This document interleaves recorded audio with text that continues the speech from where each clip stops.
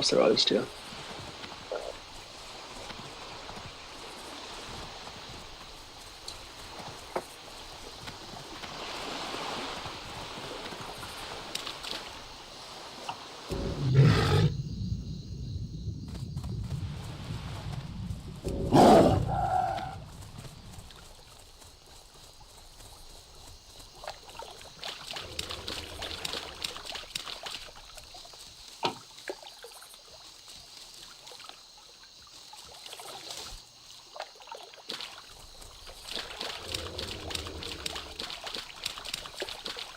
Caps.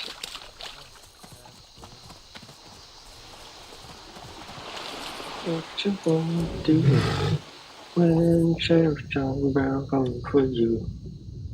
Bad boys, yeah. It's a hitter. Cops is pog.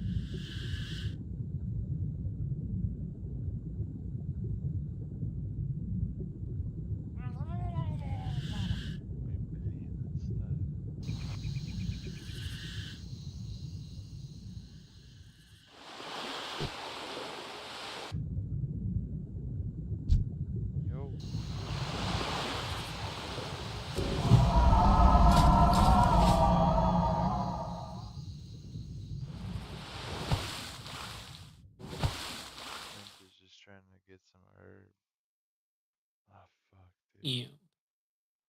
Some yerba mate.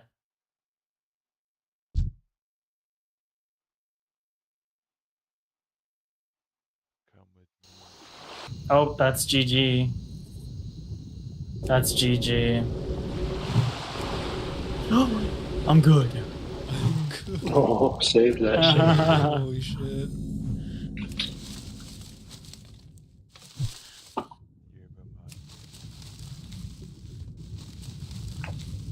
Yerba mate. I can't do that right now.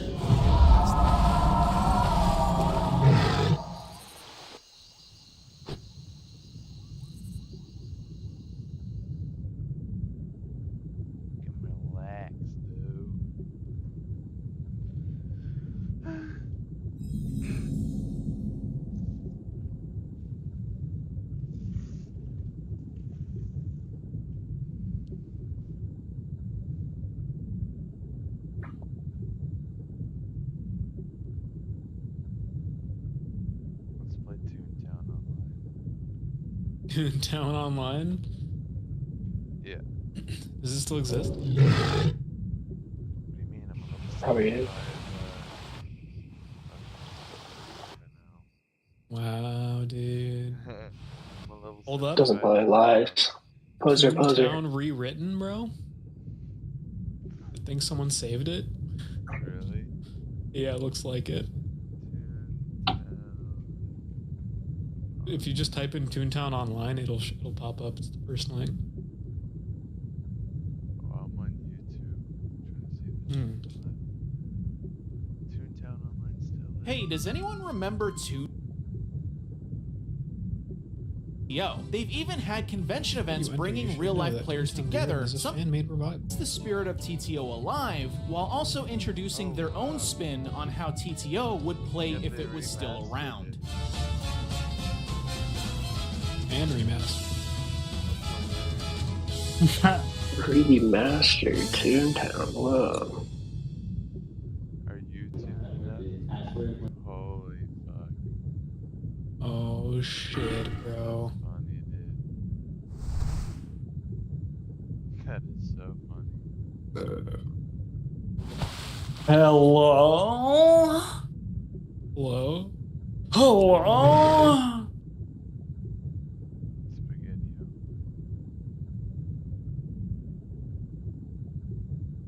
Oh, you gotta download it. Does that make sense?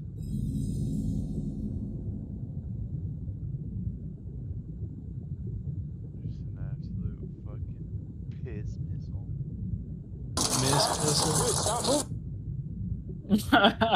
Fuck, goddamn it, you made me laugh. You're welcome. Miss Pistol, dude. That's my fucking warrior, bro. Miss Pistol. Miss Pistol. You're welcome. It's a fucking good. Almost went off the track because of that. It's a good one, Miss Pistol. Shit. I'm gonna use that. I hope this will be a normal field trip. With the piss? No way. Miss Pistol.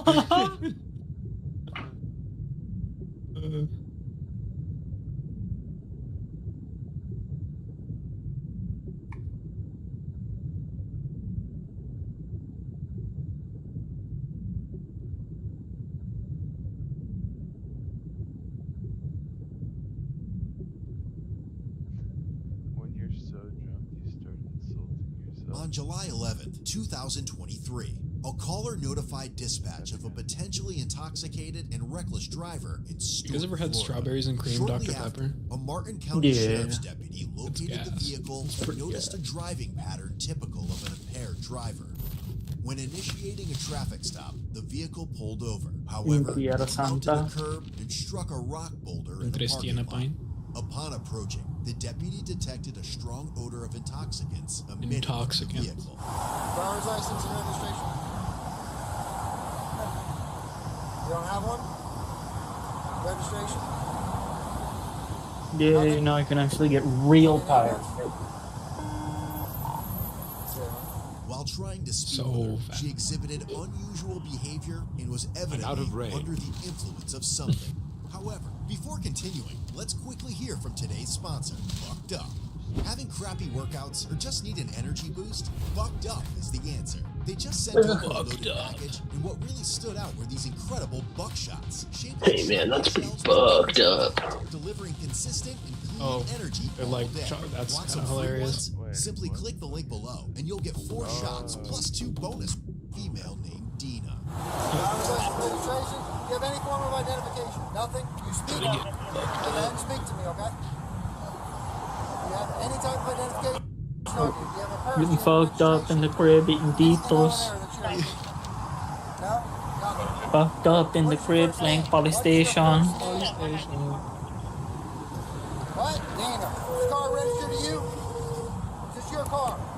Fucked up in the crib, eating crispy rice treats. Were you under the influence of alcohol or In drugs? the crib, sipping hella Red Ball. Oh, you could have killed somebody a moment ago. Okay? It was horrible. You hadn't turned the car off for me. I kind of don't trust you at this point, okay? It was discovered her Pull up to driver's the license crib was suspended on with- several occasions, and the vehicle was not Looking, oh wait, what the fuck was Drake? Jake Andrade. No, fucked up in the crib, watching Jake Andrade. Jake and Tag doesn't come Garage. back to the car, so what's the Drake and Gerard. Jake Andrade. You're kind of not helping me out. Can't do much for Drake, you. Jake and Josh. Drake and Gerard. Drake and Gerard. Drake. Drake and Gerard. Drake and Josh. Drake and Gerard. It's Jake and Josh. Yeah, Jake Andrade. Draken. Draken and Josh. Draco. Draco. Now, I still want to know who you are. Draco and Josh. Rebels. Worst tattoos ever. Those are Tatooine. some of the tattoos of all time. Some. They are tattoos indeed, aren't they? I think my Forza is broken. My Forza is no load. What the fuck? Your Forza is broke, my friend. Drunk It is for sure broke. What is this car? Sloshed. Fucked up in the crib, being drunk and sloshed. Put him in the crib eating cream betweens. Cream betweens. What's the one with Dolce and Gabbana? I don't On April remember. 16th, 2022, police encounter a Walmart shoplifting suspect as she's trying to Dolce leave the store. Banana. Where? Dolce and Banana. Fucked up in the crib, wearing Dolce and Banana.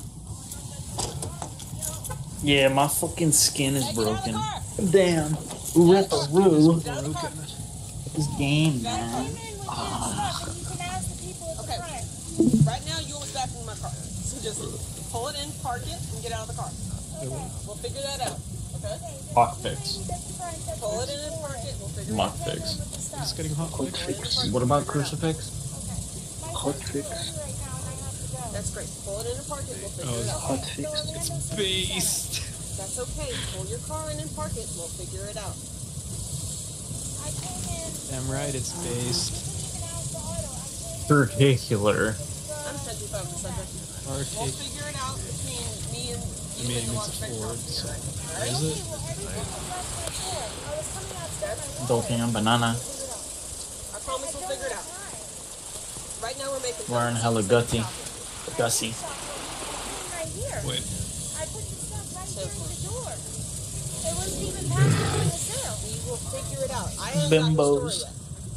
I have to hear your story. I have to hear his. Right now he's saying you committed a crime. No. Can you take my... No. Park your car, get out of your car. Imagine. Yeah. I gotta go drop off these stolen goods. I mean,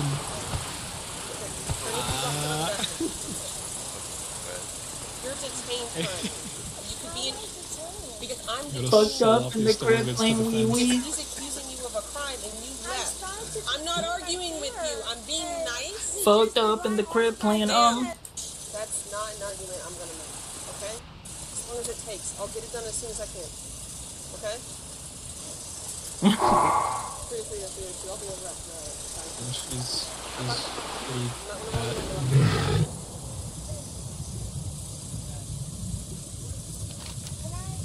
Dare I say morbidly obese. Sure. Right now, hop out of the vehicle with your information, including your phone, and we can call them on the way in. Okay? Because Not the go faster we outside do ever? this, the faster you can get out of here. So if we Literally multitask, ever? we can get this done faster. Alright? So let's park the car. As we're walking in, you can call somebody. Does that work? Car right now, you are under arrest How am I under arrest? for stealing, For stealing? shoplifting. Fucked up in the crib eating That solar is flakes. past all Fucked points of up in the sale. crib using bimbos. Get out of the vehicle right now. Just flabbergasted right I'm done now. arguing with you. Me? Arrested? I'm done arguing with you. Turn off the car and get out of the vehicle now. You are Dude, let's just under take the arrest. items without paying. That's not stealing. Okay. Can't steal from corporate overlords. They're not people. You are resisting. Get out of the vehicle right now. I'm taking from the rich corporations and giving to the less fortunate. Out of the car now. Let's go. And by less fortunate, I mean me. We're not talking about it anymore. Get out of the car. Get out. I'm rolling my window up, that's it. I'm just We rolling will my do window that up. for you. I'm rolling my window up, that's it. Take the key out of the ignition. I'm just rolling my window Take- up. Roll the window up for Get me. out of the That's car. it. That's You it. will. Just Get roll out of the car. Nope. Roll the window up. Is stuck between that seat and steering wheel, dude. Roll it up, I promise. Okay, roll it up now. Get out of the car. Hop out the car, we'll roll it up. Okay, roll it up now, please. Get out of the car. Okay. That's all I'm asking is to roll up the window. Please. I mean, not the seat, the steering. Jesus Christ. Yeah. Back, lock, Face the vehicle. Face the vehicle.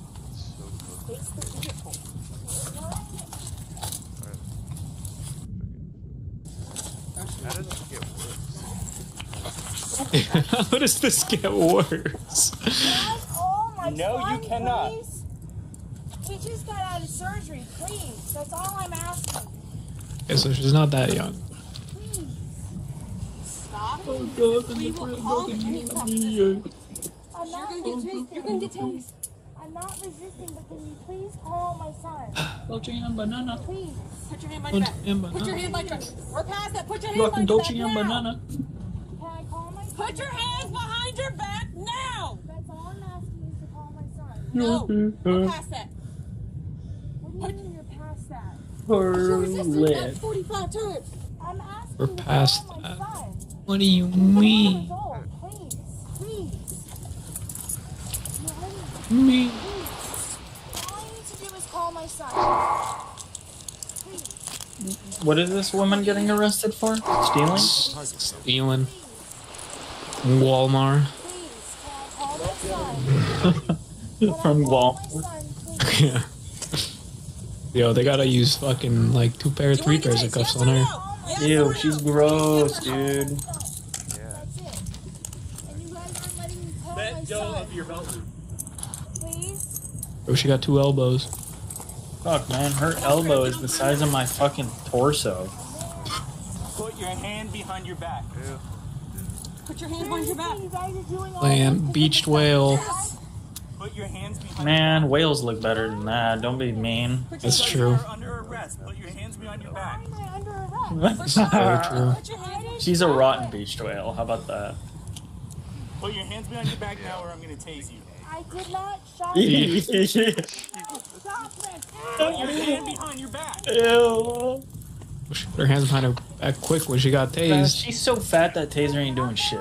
It needs like We're still figuring this out. it needs like horse Don't tranquilizer. scratch me.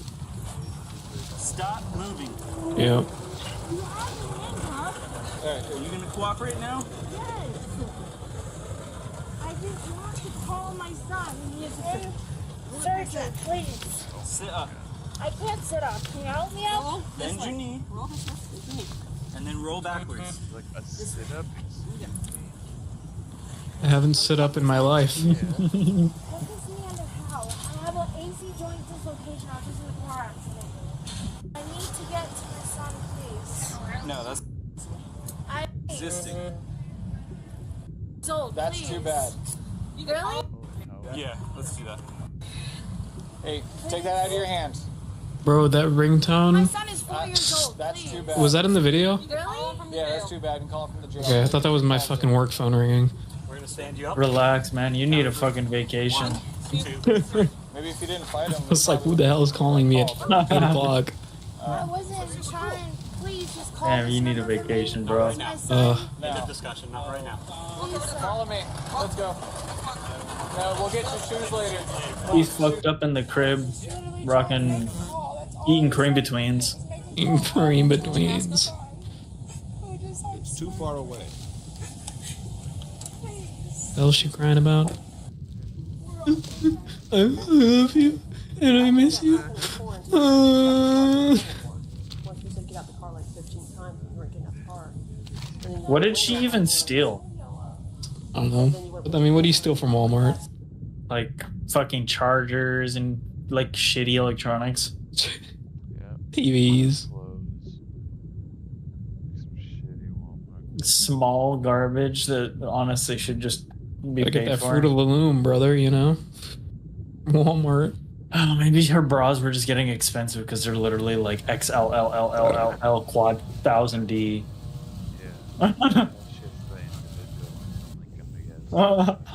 Couple D. He doesn't this is even not wash gonna her end clothes, well. She just steals new clothes. The fuck? I got distracted by that.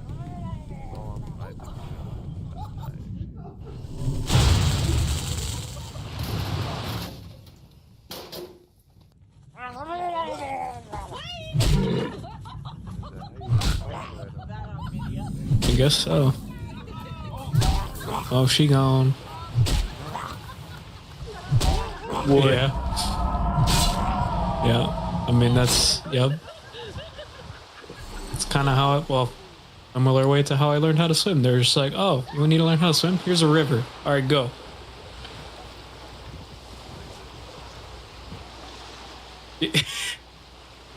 Damn. Yep. That looks like Slick. He's even got a mustache. Damn, why is it so windy? Wow. Eh.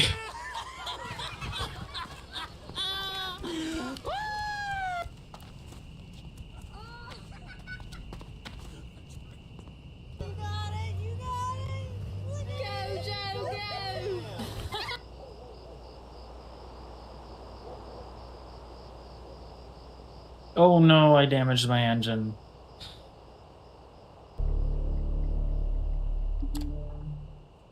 I think.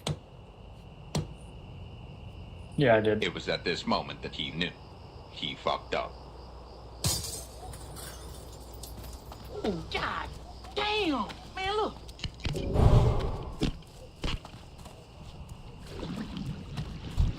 Oh.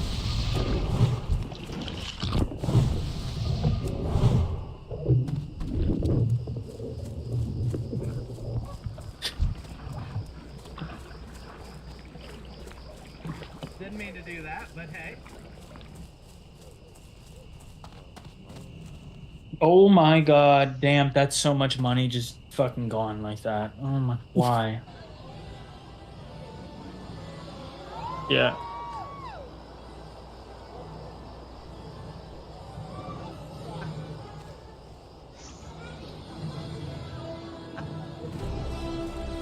Oh, ow. Oh my fucking You lord. need something? Man said she just rip open the watermelon and yam it off the table. Nah.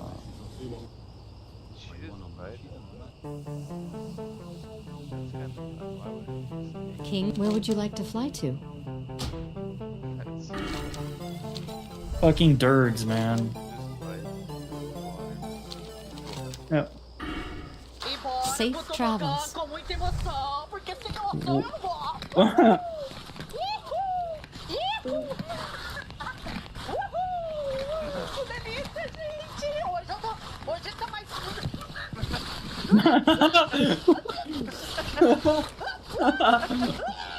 Damn it.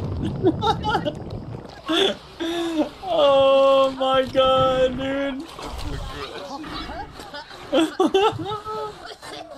She saved her phone though.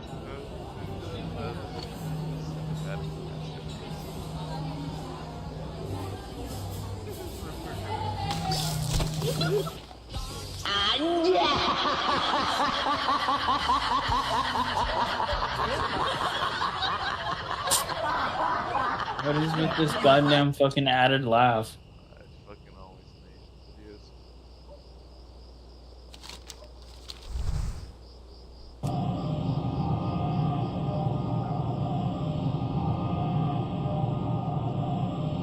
What's going on here?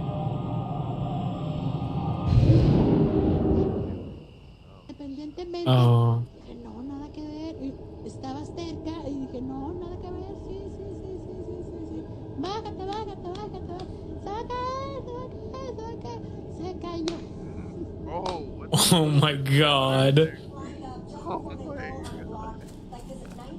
I'm gonna have to restart this race. I was not paying attention enough.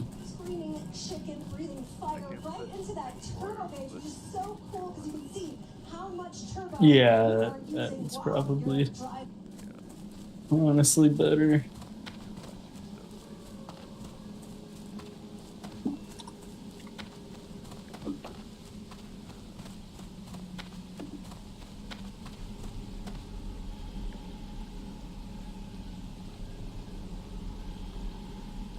And hella red ball.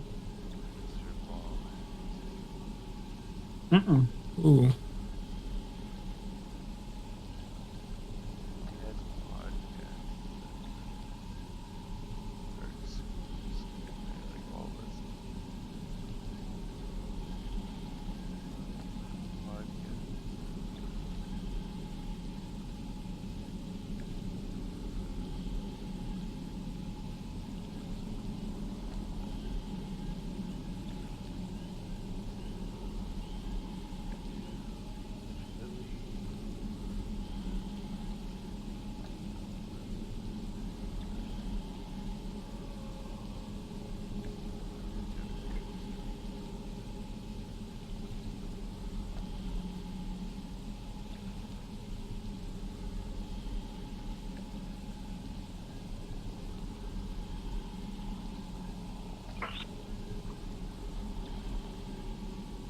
Today, we're going to look at one of the most unbelievable revenge stories I've ever come across.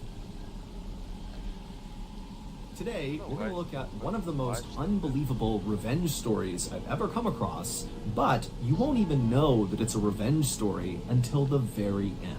But before we get into that story, if you're a fan of the strange, dark, and mysterious delivered in story format, then you've come to the right place because that's all we do, and we upload once a week. So, if that's of interest to you, the next time the like button is out of town, secretly bug their house with cameras and microphones, and then live stream those feeds on the billboards in Times Square, New York. Also, please subscribe to our channel and turn on all notifications so you don't miss any of our weekly uploads. Okay, let's get into today's story.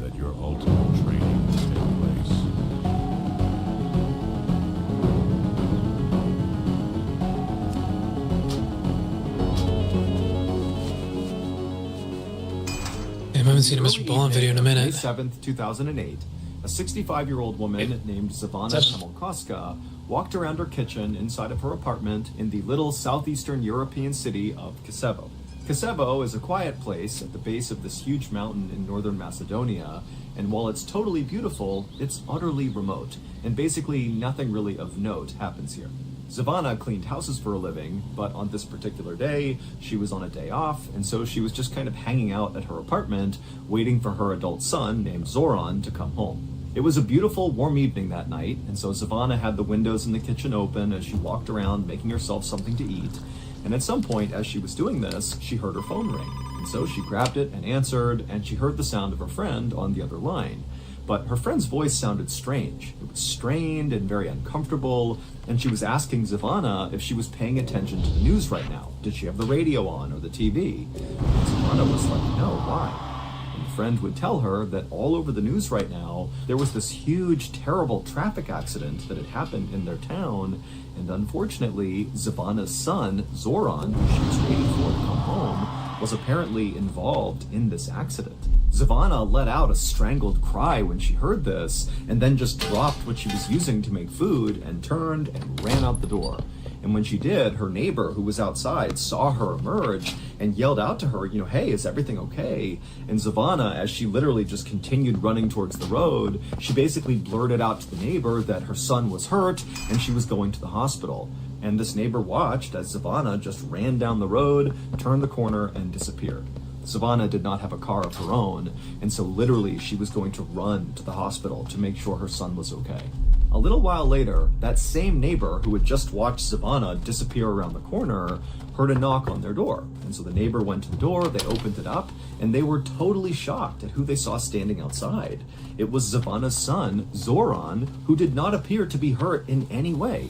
But before the neighbor could ask any questions about this, Zoran, who looked visibly confused, said to the neighbor, hey, have you seen my mom? We were supposed to meet and have dinner together, and it's just totally unlike her to disappear without telling me where she was going. The neighbor just stared at Zoran for a second, having no idea what was going on here, and then the neighbor was like, well, wait a minute, Zoran, were you in a car accident? And Zoran's like, no, what are you talking about? And then the neighbor kind of filled Zoran in about how they had seen his mother run outside, and she had mentioned how her son had been in this car accident, and she literally ran to the hospital. Zoran was just as mystified by this as the neighbor was, and so Zoran just grabbed his phone and called the hospital to see if his mother was there. But when the hospital picked up, they would tell Zoran that his mother was not there, she had not been there all day, and two, even though they had heard reports about this car accident in town, there had not been any car accident victims brought to the hospital at all that day. And so by the end of that night, when Zoran really had no idea what had happened to his mom, where she was, or what was going on with this car accident thing, he just did the only thing he could think to do, which was go to the police and report his mother missing.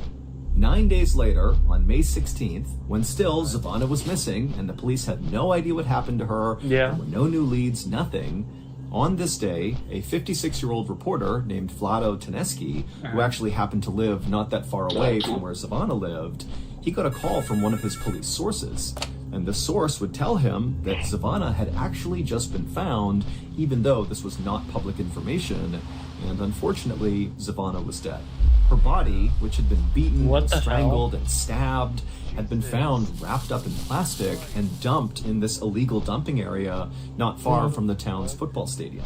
The source told Vlado that when her body was searched, they discovered she still had valuables on her person, and so that kind of ruled out the possibility that this was a robbery gone wrong, which was the initial theory about what they were seeing. However, when police had done an initial probe into Zavana's life to figure out who this victim was, they discovered that she was just this poor old cleaning lady who had no enemies to speak of, and so it really just made no sense that she was the victim of such an obviously brutal and intimate murder that was not financially motivated, at least not on the surface.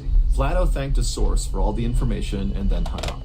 Vlado's source had sounded really shocked by this murder as he was telling Vlado, but now, as Vlado was sitting here thinking about what he had just been told, he wasn't really shocked as much as he was suspicious. He felt like something just was off about this murder. You know, maybe Zavana appeared to be this poor old cleaning lady with no enemies, but in reality, maybe that wasn't who she was. Maybe she was leading a secret life that got her killed. Or maybe she had stumbled upon something she was not supposed to see, and that got her killed. You know, Vlado had no idea, but he just felt like, you know what? There's something off about this, and it needs to be investigated. Now, Vlado had a reputation in town for being this very aggressive and kind of fearless journalist who had no problem diving headfirst into some of these really murky stories that could involve corruption or misuse of power, and he would get to the bottom of it, and he would publish these articles where he spoke really critically about the government, about police, about anybody really who was in a position You don't need it on of your power. hunter? But as a result of conducting himself this way, over his 30-year career, Vlado had been threatened with violence many, many times for things he had written or things he was about to write. But even though Vlado knew this Zavana murder case had the potential to once again put him in hot water with the powers that be, he still felt like it was his responsibility to dive into this thing and get to the truth.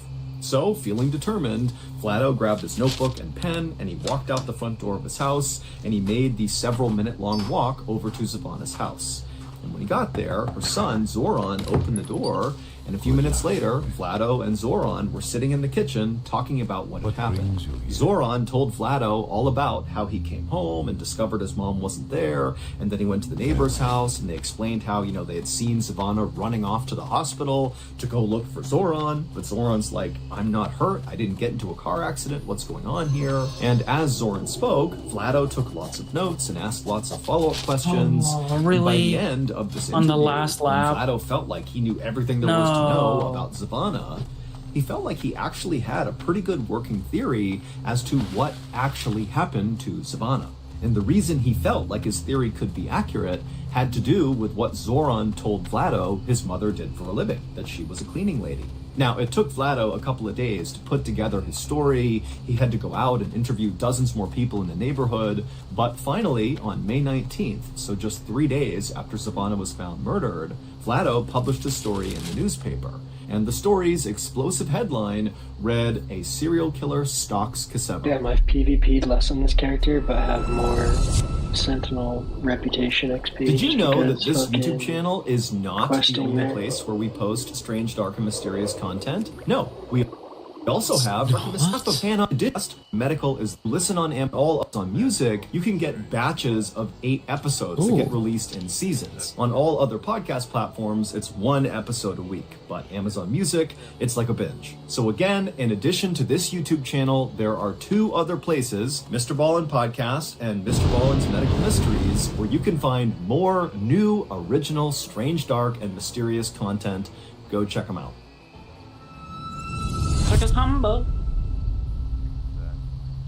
In the story, Vlado says that Savannah's murder was very likely not an isolated killing. Instead, her murder was likely linked to 2 other murders of 2 other women. And these 2 other victims looked an awful lot like Zavana. literally. Oh, it just They were unlocked poor the older body women too. who were also cleaning ladies. And so that was why when Vlado was talking to Zoran, and Zoran described how his mother was, what she did for work, what she looked like, that Vlado started to remember these other victims, and he put it all together. The other two victims were 64-year-old Mitra Simjanoska, who was murdered in 2005, and the other victim was 56-year-old Lubitsa Lukoska, who was murdered in 2007. Now, Vlado's story was totally explosive, because what he's saying is that there is a serial killer that is on the loose in this town. But this story was also highly explosive because Vlado spoke very critically about the police who were involved in this investigation. Specifically, he pointed out that the 05 and 07 murders of those two other women, those had been totally mishandled because arrests had been made in at least one of those cases, and clearly whoever they arrested was innocent here. And so the police just totally dropped the ball, at least in Vlado's opinion. And when the police read Vlado's story, they were very upset at him because he was so critical of them. However, the police also did see that Vlado had managed to uncover a lot of new details from all of his interviews with witnesses and people in the neighborhood that did seem to paint a picture of this potentially really being a serial killer, not individual isolated killings. And so the police, based on Vlado's story, would actually begin investigating a serial killer in their midst. They linked all three murders and they began basically a new investigation.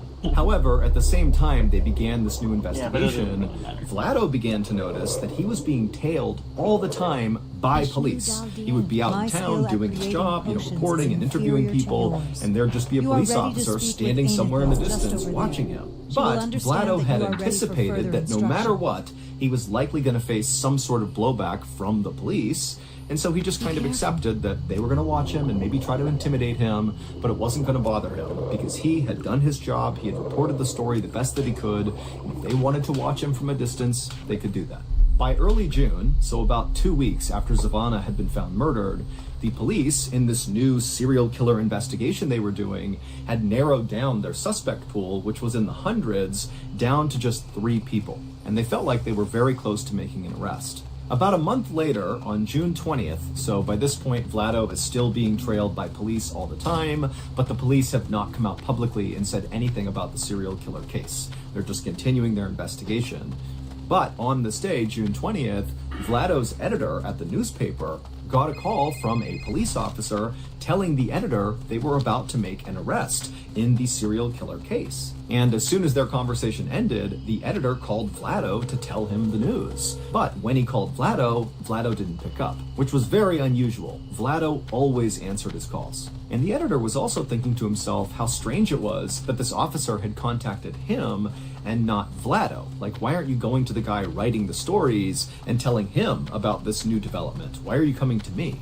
The editor would continue to try calling Vlado several more times, but Vlado never answered. And so ultimately, the editor just kind of assumed that Vlado must be busy, interviewing someone, or maybe more likely, he had already learned about this imminent arrest, and he was on scene, ready to capture in real time this arrest that was about to take place.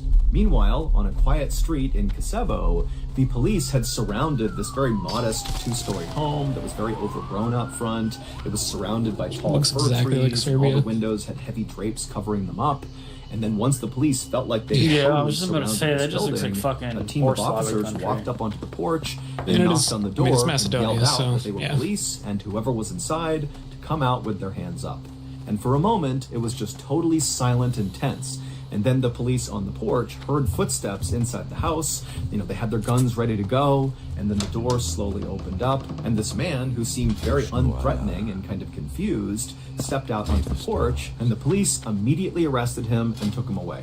A few minutes later, back at the newspaper headquarters, Vlado's editor got another phone call. And when he answered, it was the same police officer who had called before to warn him about this upcoming arrest. Except this time, the officer was calling to say the arrest had been made, they had caught their serial killer, and then he told the editor the name of the person they arrested. And when the editor heard the name, he dropped the phone in shock. The serial killer was Vlado. It would turn out that Vlado appeared very professional and calm on the outside, but inside, he was full of rage, specifically at his mother, who he viewed as this terrible, cruel person. And after she died in 2002, Vlado became obsessed with this idea of getting revenge on his deceased mother. And the way he decided he would do that would be by killing random women who just kind of looked and seemed an awful lot like his mother, i.e. What the hell? They were poor, older, and cleaning ladies. His 3 victims, Mitra in 2005, Lubitsa in 2007, and Zivana in 2008, had all personally known Vlado's mother. And so Vlado had actually used that connection to gain each of his victims' trust, and then once he had their trust, he would lure them away to strangle, stab, and beat them to death. In Vlado's explosive newspaper story, he lied about a whole bunch of things just to throw the police off. Like, for example, he made up that he spoke to a witness who claimed to have seen Zivana get into a car with 2 men right before she vanished. Vlado did not see that. That was just a total lie designed to confuse the police. Vlado had also been the one to plant that story on the radio about Zivana's son, Zoran, being in this terrible accident. You know, that had caused Zivana to run out of her house and be vulnerable to be scooped up and killed, which is exactly what Vlado wanted. He had called the radio station and told them about this accident, and because he had previously worked for that radio station, they believed him without doing any fact.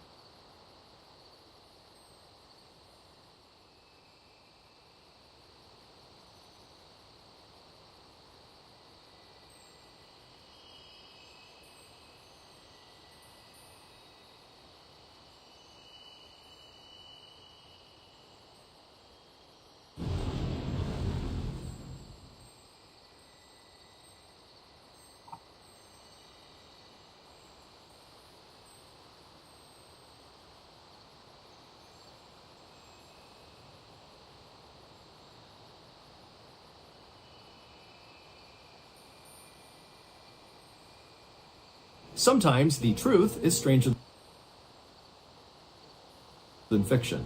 And today we're going to look at 3 stories that demonstrate that. But before we get into today's stories, if you're a fan of the strange, dark, and mysterious delivered in story format, then you've come to the right place because that's all we do, and we upload once a week. So if that's of interest to you, the next time you're at the Like Button's house and need to use their bathroom, don't use their toilet paper. Instead, use dozens and dozens of quadruple ply paper towels. Also, please subscribe to our channel and turn on all notifications so you don't miss any of our weekly uploads. Okay, let's get into today's stories. Just gonna finish this practice race. And what's your ETA to Sentinel Hill?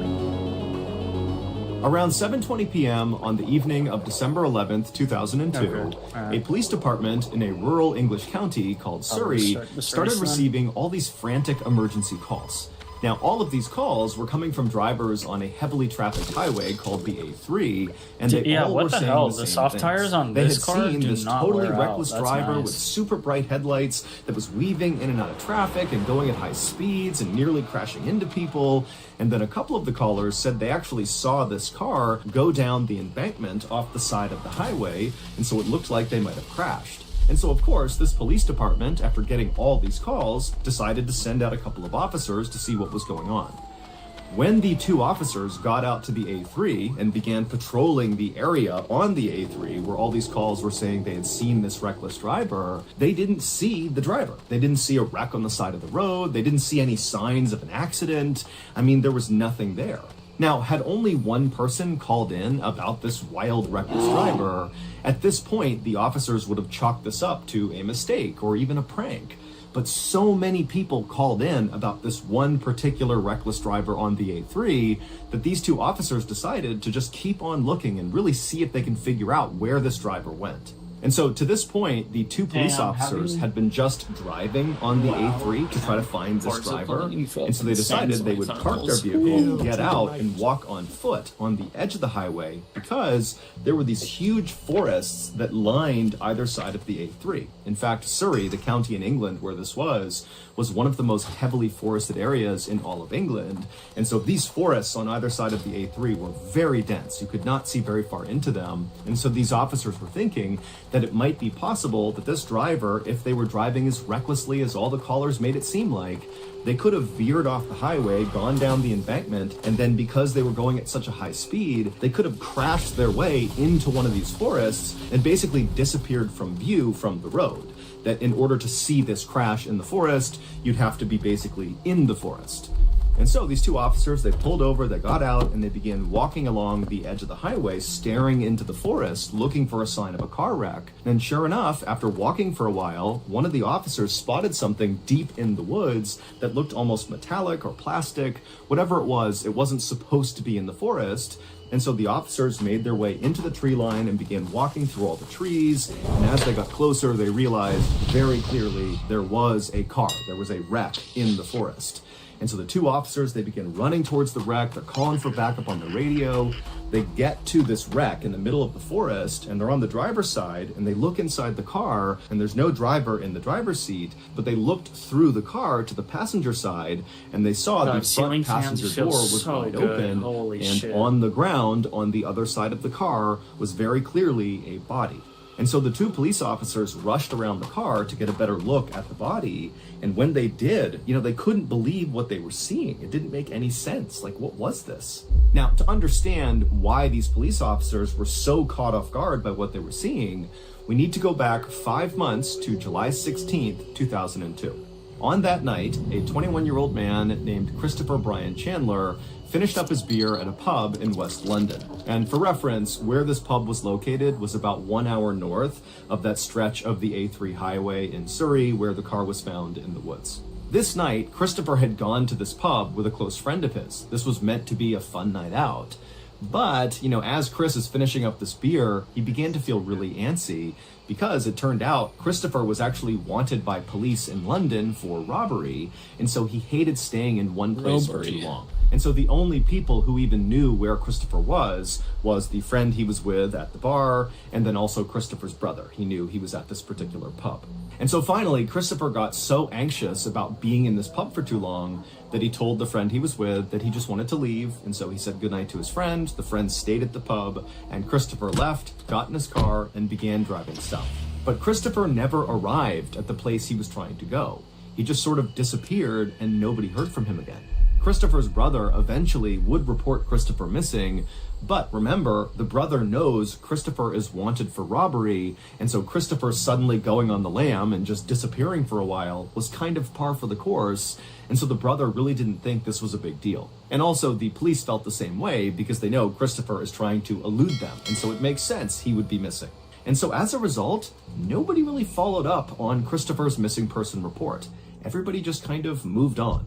That is, until 5 months later, when all those drivers began calling into the police in Surrey about seeing this totally reckless driver careening down the A3, who eventually crashed into a ditch. And then those two officers, they went out to that stretch of A3, and sure enough, it was Christopher's car, and the body on the ground was Christopher. However, there was a problem. When the two police officers walked up on Christopher's car and saw it for the first time, they were struck by how old it looked. But it didn't really register with them why that would matter. It just stood out to them that this is a really, really old and rusted up car. But when they went around to look at the body on the ground, Christopher's body, they saw that his body was actually mostly a skeleton, which meant Christopher did not crash and die on this night, December 11th, 2002. Very likely, he crashed and died 5 months earlier, right around the time he disappeared. Now, the Surrey police, they say that this was all just one big coincidence, that the reckless driver that all these drivers were reporting that night on the A3 must have not crashed and actually just kind of got away, and then just by coincidence, when the police were searching that area of the A3 for the reckless driver, they happened upon Chris and his car. But remember, several of the drivers who called in that night about seeing this reckless driver on the A3, they specifically said they saw the car veer off the embankment and crash down below near the tree line. Like, this is a serious crash. Someone needs to get out here with an ambulance because probably someone's hurt. Ambulance. And then when the police got out and searched the exact area where this crash supposedly happened, they find Chris's car that had all the hallmarks of a car that was driving recklessly on the A3 that veered off and crashed into the woods. I mean, they found Chris and his car because of these calls, but it could not have been Chris. But what other car could it have been? As of today, we do not have a good explanation for how this happened, and so it's been dubbed the A3 Ghost Crash.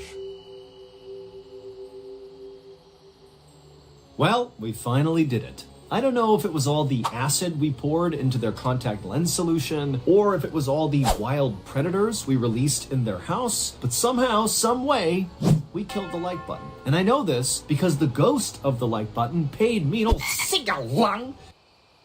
Two men sat together laughing.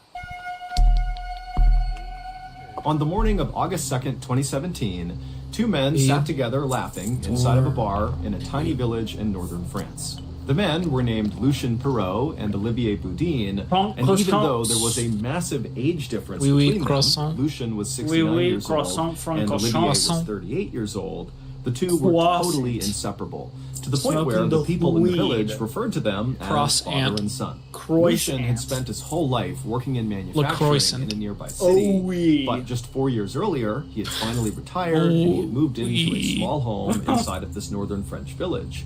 But when he had first moved into this new home, he had been very lonely and sad. You know, Lucien was divorced, he struggled with alcohol, and he had had a really tough life, and he just wasn't doing well. But when he met Olivier, his whole life turned around. When the two met, Olivier also was kind of like a down on his luck guy. He was struggling with some health issues that made it hard to work, and so for years he had been bouncing between the nearby city and this village in northern France, looking for work somewhat unsuccessfully.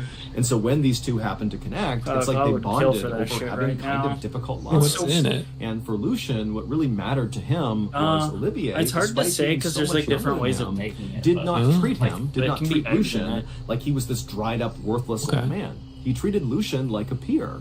And so together, these two very unlikely best friends began kind of orchestrating their lives around the other. And before long, it was like their lives had all this new structure and routine and meaning to them, because again, the two men got to be together basically all day long. So, on this particular morning, as Olivier and Lucien were together at this bar, they began talking about what they wanted to do that night. And they settled on having a barbecue at Lucien's house. Lucien would cook up some beef, and they would sit out on his back garden patio and just spend the night together. It sounded like a wonderful plan. And in fact, the bartender would say that when Olivier and Lucien finally left the bar that day, that he recalled overhearing them being so excited about this particular barbecue. And so that evening, Olivier and Lucien arrived at Lucien's house, and they went out to the back patio where Lucien had already draped a nice tablecloth over this small round table. It was a red and white checkered pattern tablecloth. I don't want to just on this table was an open bottle of wine and some cheese and a baguette. And so Olivier, he sat down and began enjoying some wine and bread, and Lucien walked over to the grill and began cooking up the beef. Lucien had a neighbor. We're going to call her Marie because we don't actually know her real name. And Marie's second floor window overlooked Lucien's garden patio where the two men were having this cookout. And so that night, Marie did glance out and saw the two men kind of listening to music and goofing around. And she was used to them spending lots of time together. And she was also used to them staying up late at night. And so she figured, you know, tonight's going to be another one of those nights where these guys are up late, having wine, celebrating, whatever. You know, she was just going to shut the window and try to ignore the noise coming in and just let them do their thing. And so eventually Marie would do that. She would go to bed to the sound of music coming from next door and the sound of men talking. And then the next morning, when Marie got up around 6 a.m., she looked out that window again and frankly was not that shocked at what she saw. Lucien was still just sitting at the table looking like he could be eating some bread or still drinking wine, and Olivier had clearly passed out on the ground. Now, Marie didn't judge. She knew these two liked to stay up late and drink and do stuff like this, and so she thought, you know what? None of my business. Then at 9 a.m., so 3 hours after Marie had first woken up, she left her house to go to another neighbor's house to feed their chickens while they were away for the day. As she passed by Lucien's house, she glanced into his back garden patio, and she saw Lucien was still just sitting at the table, and Olivier was still passed out on the ground. It was like they hadn't moved for 3 hours. But again, Marie's thinking, none of my business. And so she just kept on going, went to her neighbor's house and fed the chickens. But Alright, when G35. Marie came back to her house 3 hours later, around noon, she looked again into Lucian's backyard and she saw the two men still had not moved. Lucian is sitting at the table and Olivier is laying on the ground. And suddenly Marie's thinking, wait a minute, the sun is high in the sky right now. These guys aren't moving. They're going to get heat stroke. We got to do something about this. And so she yelled out to Olivier and Lucian, but she got no response. And so Marie just walked into Lucian's backyard, and as she got closer and closer to the two men, she realized that they were not moving at all. Like, they were not breathing. Something was horribly wrong here. And so Marie, she just turned and ran to another neighbor's house. She told them what was going on, and they got these big pots of water, and they ran back and doused Olivier and Lucian with water, trying to get them to snap out of their drunken stupor. But the two men did not move at all when the water hit them. Clearly, they were dead. The next day, the local prosecutor announced there was going to be an investigation into the two men's deaths, which were being classified as criminal acts. And the prosecutor also said that it seemed like Lucian and Olivier died at the same time, and so most likely this was either a double homicide or a murder-suicide. And the primary theory as to what killed the two men was poison put in their food. And so police sent off the canned beans the two men were eating to this institution in Paris to test it for something called botulism, which is a deadly toxin that will grow inside of canned foods. But it came back negative. And then also police sent off the rest of the food the two men were eating to various other laboratories to be tested for poisons. And again, all of it came back negative. There was nothing that the police could detect in any of the food they ate.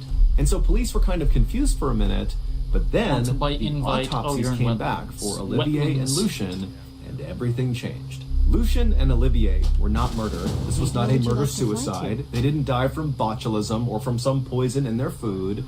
They died because of a set of very particular circumstances. Both Lucian and Olivier suffered from non-fatal minor medical issues. Lucian had bad dental health and so was missing a couple of teeth, and Olivier was suffering from a heart condition called cardiomegaly, which means his heart was slightly enlarged and somewhat fragile. However, his condition was totally being monitored by doctors and was under control. But just for a second, on the night of August 2nd, 2017, when Lucian and Olivier were having that cookout in Lucian's backyard, their non-fatal minor medical issues suddenly became a really, really big deal. Lucian cooked up a big plate of beef rib. Now, beef rib can be difficult to chew even when you have all your teeth and take your time, but Lucian was missing teeth, and he loved this beef rib so much, he was wolfing it down really quickly, and so he wasn't chewing it enough, and at some point, he swallowed a particularly big unchewed bite, and he began to choke. And when that happened, his best buddy, Olivier, sitting across from him, he stood up to try to help his friend who's basically dying right in front of him. And the stress of this moment caused his heart to seize up, his heart which is already enlarged and fragile, and he had a heart attack and died. And then Lucian, who now has no one to help him, continued to sit at the table trying to get this beef out of his throat, but he couldn't, and he eventually asphyxiated and died as well, hunched over at the table. That's pretty shitty. A little after 7 a.m. on the morning of April 15th, 2007, three men launched a 35-foot white catamaran called the CAS-2 from a marina in northeastern Australia, kicking off what was supposed to be the trip of a lifetime. The captain of the CAS-2 was 56-year-old Des Batten, and for months he'd been training for this trip. And the two friends that Des was bringing with him on this trip were Jim Tunstead, who was 63 years old, and Jim's brother, Peter Tunstead, who was 69 years old. All three of the men had spent a lot of time plotting their actual course they'd be going on. which was from this marina on the northeastern side of Australia, up and around the north side, and then down the western coast to Perth, which was their final destination, and where all three men he's got lived. the In total, Thrustmaster this trip F-16. was supposed to take 8 weeks, Oh, it does. and all three men were absolutely giddy with excitement Thrustmaster. at the prospect of spending an entire 2 months basically just drinking beers and fishing. Now, Des, Jim, and Peter were not the types to blow off responsibility to go party. I mean, they were devoted family men. All of them had been married for 30 plus years. Des had 2 kids, Jim had 4 kids, and Peter had 5 kids. But they were all either retired or nearing retirement, and this trip was going to be kind of a way to celebrate the end of an era. And while all 3 of them had gone on other big sailing trips, this one easily was the biggest one in terms of the distance they were covering and how much prep went into it and how expensive it was. I mean, this was like 10x the scope and scale of any other sailing trip they had done. And so, on April 15th, 2007, shortly after the 3 men had launched their boat and kicked off this big trip, Peter's wife would call him just to see how it was going. And she would say, you know, Peter was in great spirits, and she could hear the other 2 men laughing in the background, and it sounded like they were about to start fishing and maybe have a couple of beers. And so it seemed very much to Peter's wife like this trip was going as well as it could be so far. And so eventually Peter told his wife that he had to go, he told her he loved her, and then they hung up. Now, Des, who was the captain of the CAS-2, was adamant about safety being the top concern for this trip. Even though all 3 men were relatively healthy and had a lot of sailing experience, and even though Des was a member of a volunteer marine rescue group and so literally could be called on to go perform rescues at sea, despite all this experience and know-how, before they kicked off this trip, Des made Jim and Peter go through all these man overboard drills on the CAS-2 to make sure they knew how to do it if for some reason, you know, an emergency arose. My at gosh, sea. I can't fucking And so the men phase, got dude. really comfortable using all the life-saving equipment and going over all the procedures. And then also when they charted their course, Des stressed that at no point should they be sailing into open water. They needed to stay close to shore the whole time just because it was safer. And so when Jim began filming a video around 10 a.m. on the day they set sail for this trip, you can clearly see the shore in the background of this video. So they're following the course they had planned.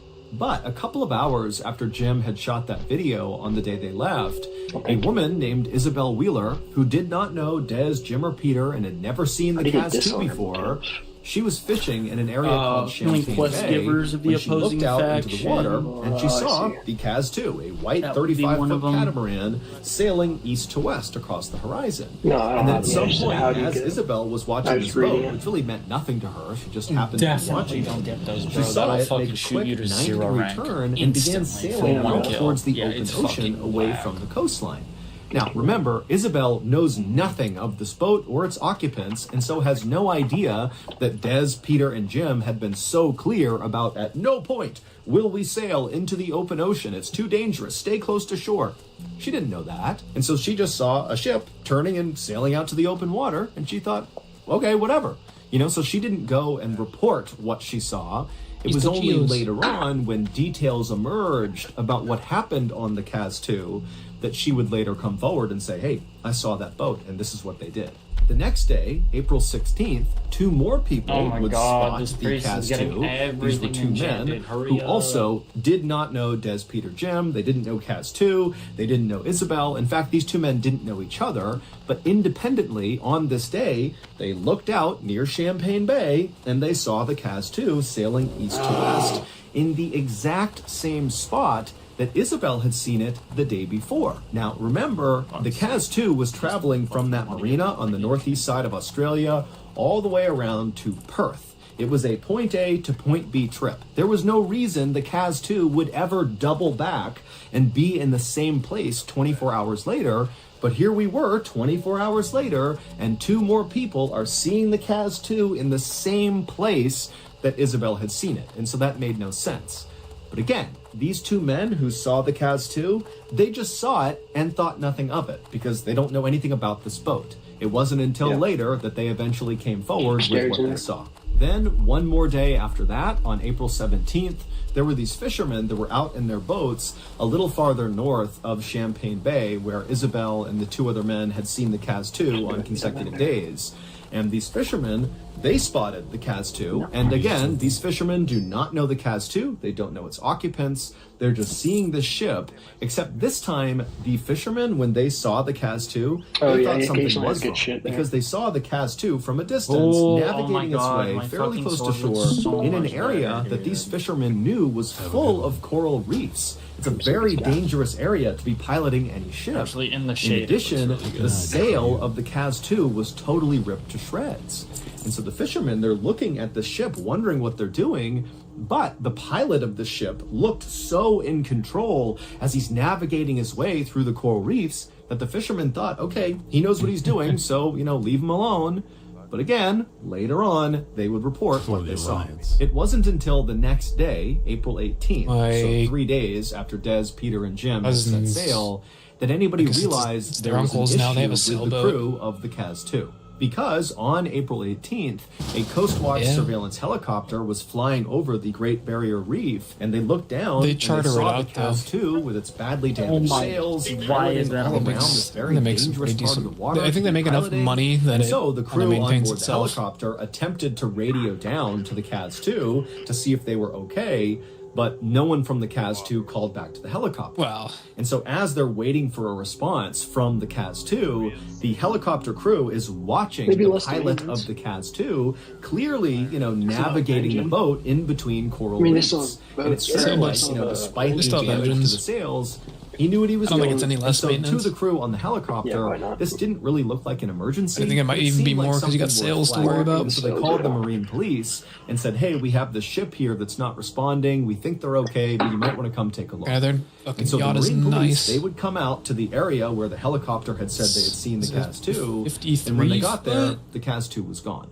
At this point, the Marine Police got some information about the boat, Kaz-2, and discovered who owned the boat and who was on this trip. So Des, Peter, and Jim, and the police would get in touch with all of their families. There's 2 bathrooms on it. And they would all tell police that besides Peter's wife, who talked to Peter on that morning they left, no one had heard from any of the men. They had gone totally silent since 14 that first bedroom, day. And so when bed police heard apartment. this, they knew this had to be some kind of emergency, and so a search was launched to find the Kaz-2.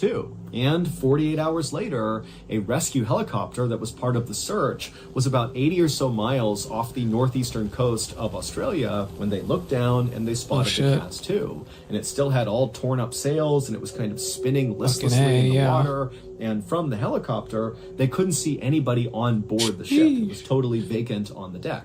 Now, at this point, authorities really have no idea what's going on with this boat or its occupants. Insane. It was possible that maybe they had been hijacked, and so Des, Peter, and Jim could be held hostage down below, along with the people that took them hostage. Or maybe the boat just got stolen, and Des, Peter, and Jim are not on this boat, and that it's just the criminals on board, and again, they're down below, hidden from view. So authorities, they don't know, but they decided to take a risk and just send somebody down to get on that boat and just see what was going on. So, a rescue officer on board the rescue helicopter named Corey Benson was lowered by a rope where he was dropped into the water. And then Corey swam by himself over to the Kaz-2 and he climbed up the side of the boat and stepped onto the deck. And right away, he noticed it was kind of like eerily quiet on board the boat. There was nobody he could see, and there was no sign of any disturbance, minus the sails of the ship being all tattered. And for a second, Corey thought about maybe calling out for Des, Peter, and Jim to see if they were down below and could come up and solve this mystery. But then he also worried that if he called out, there could be some bad people on board this boat, and he didn't want to draw their attention. And so Corey was quiet and just began walking towards the front of the boat.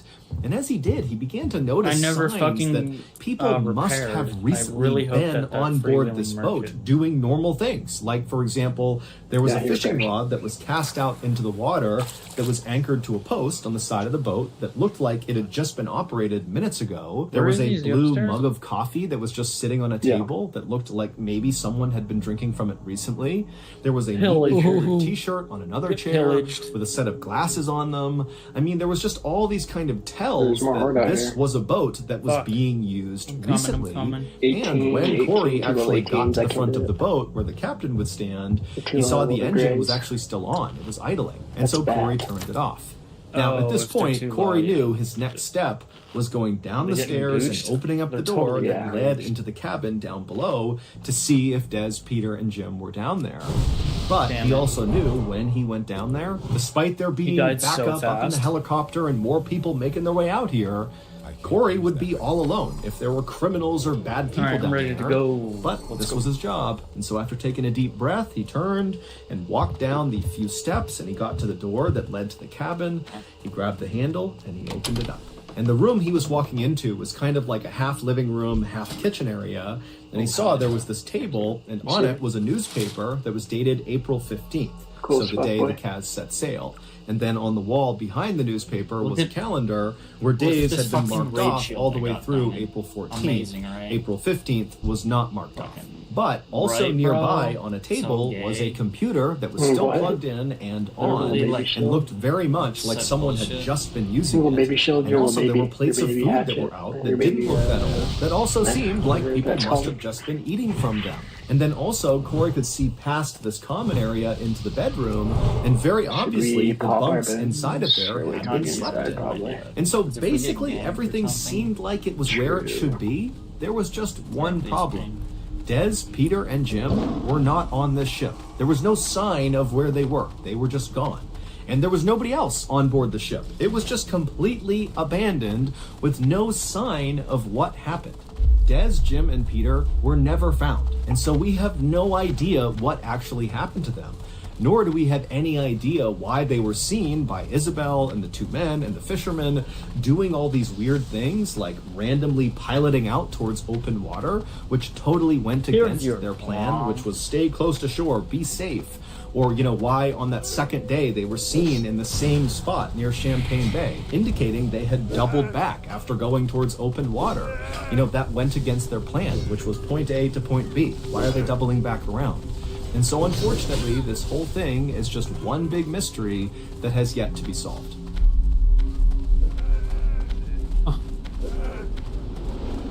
Since you made it to the end of this video, I think it's safe to assume that you are a fan of the strange, dark, and mysterious.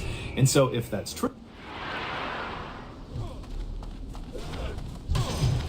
It's really popping in there.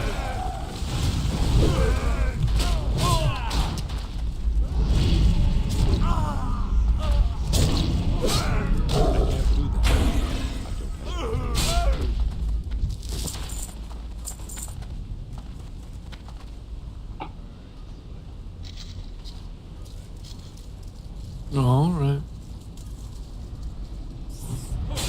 Fucking whirlwinded on a rat. That's fucking funny.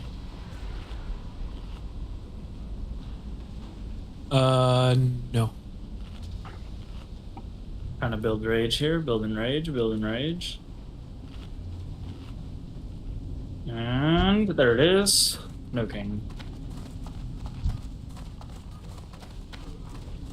I'll be good.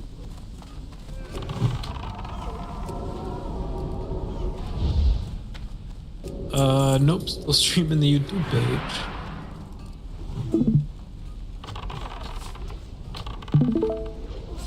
There it is.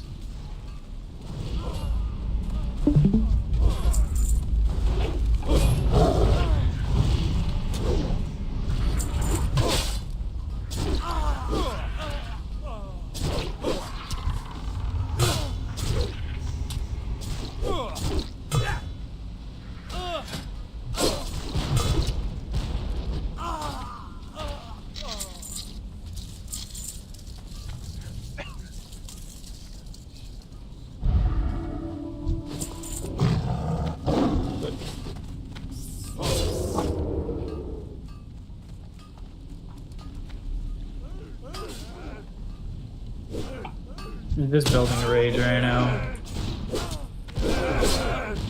Ugh, building rage kind of balls.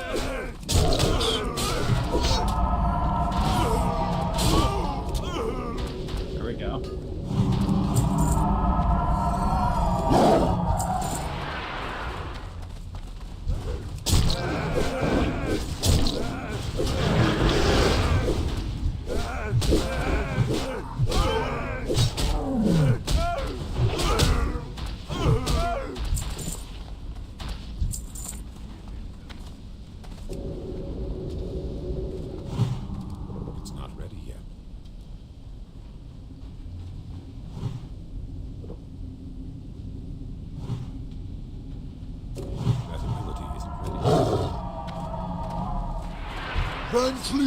Building rage, building rage, building rage. Come on, one more swing. I'm stunned.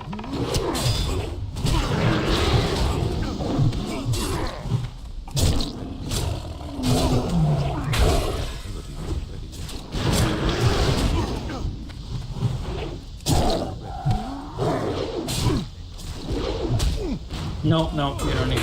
Don't worry about it.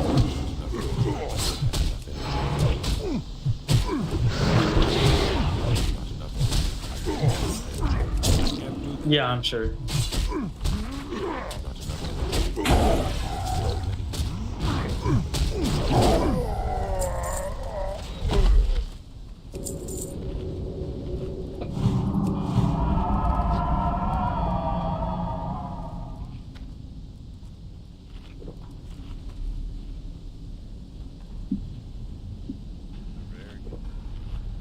Oh yeah, look. Yeah. Mr. Miner.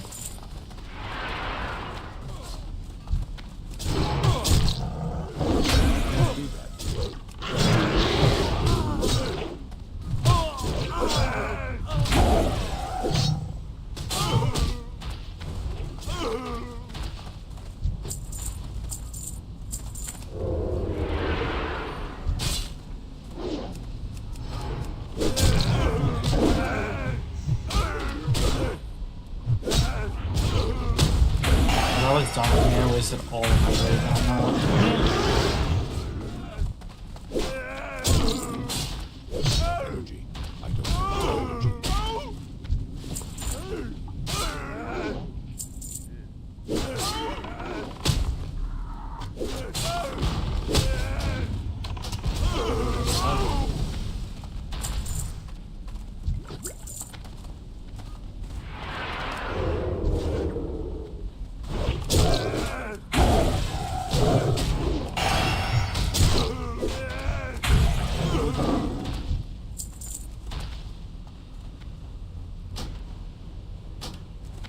Yeah, dude, the fucking Raging Blow rune is fucking nuts. Too far away. Like, it actually is nuts, dude. Oh.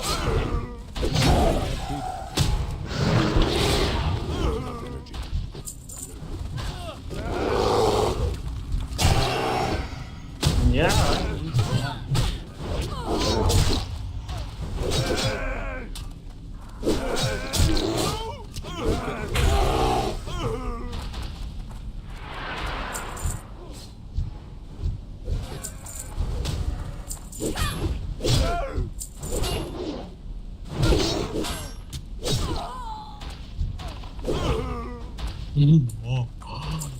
Oh no, dude, this is, yeah. Oh wait, yeah, no, we're good. I loot everything I did. I'm out of Oh shit, I kind of big pulled, yo. Yeah. Pull back, pull back, pull back.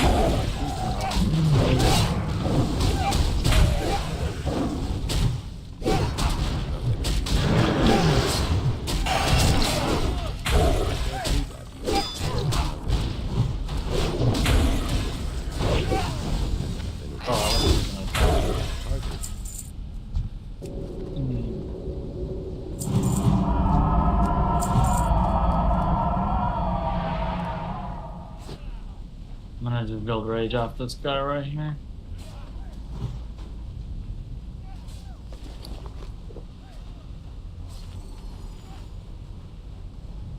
There we go.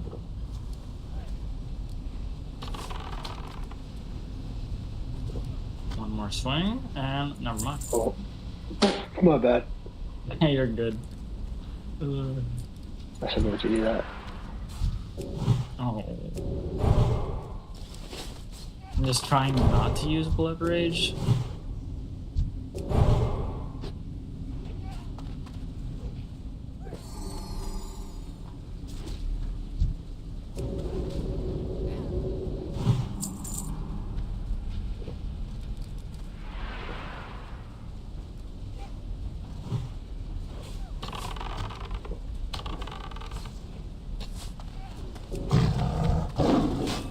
out of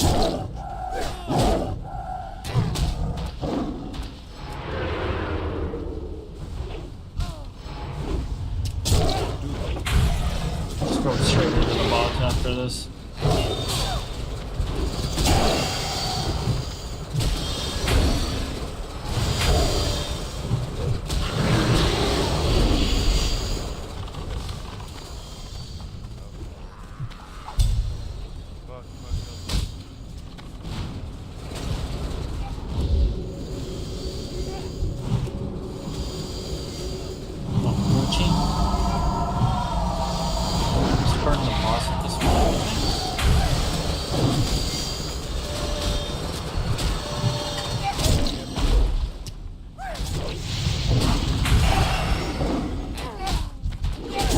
Mess. Oof.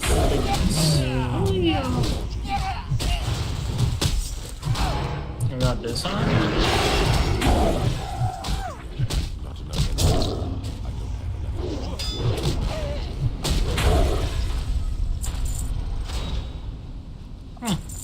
Getting a lot of greens, man. Take it. I need greens. Sam.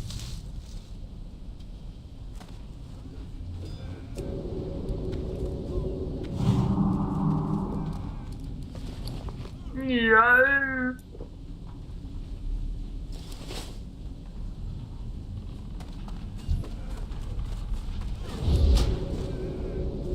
That's recharging.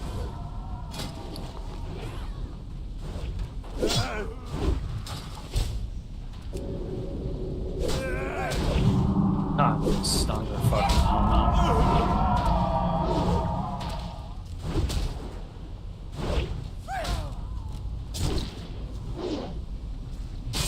Just chilling feral, honestly. So yeah, I can't really do much. I don't build rage.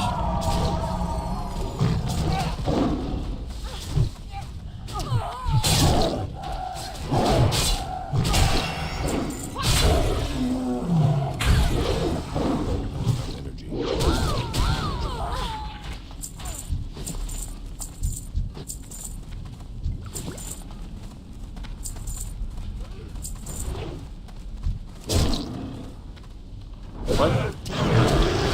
Attacking him weird.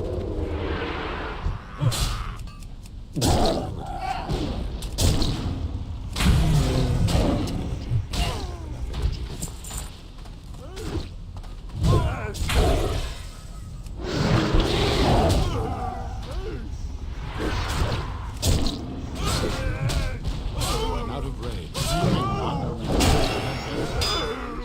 It's a carried amount of fucker.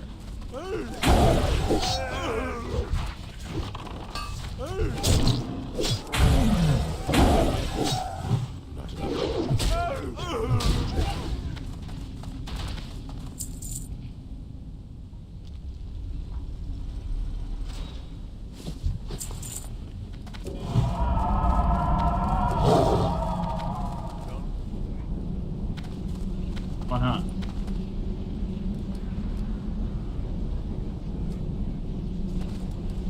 Oh yeah. Good call.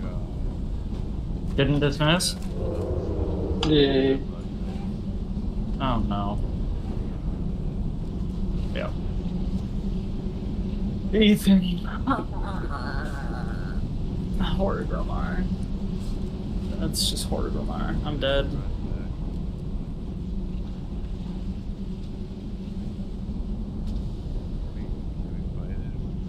No, I'm gonna just fear it run. Ethan, why you fucking do this? Bro, I did not know this. I see you jump, I follow. Damn.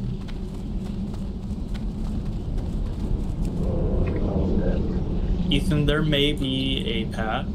Or, Tony? Yeah, there is. Fuck. That's God's guy. Just keep running, please. Oh my gosh. I think I'll be able to. Ethan, if you have a second to not zone out, tell me right when before you zone out so I don't take aggro and get insta-shut. Insta one-shotted.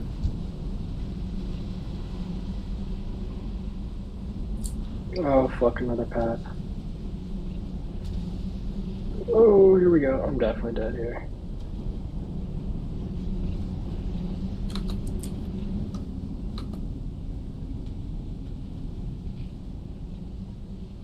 "48 seconds on, honestly." Okay, I'm coming out. I'm coming out. I'm coming out. Coming out.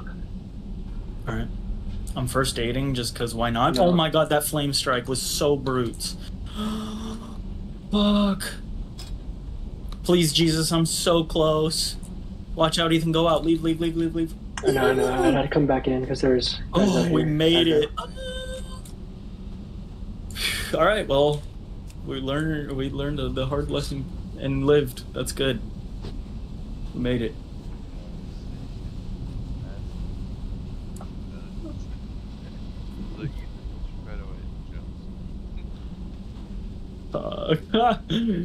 Holy shit.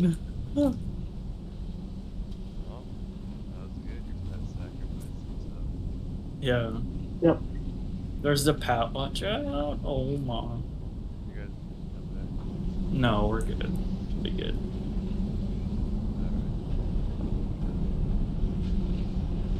Oh my god, what is this song I'm listening to? Oof.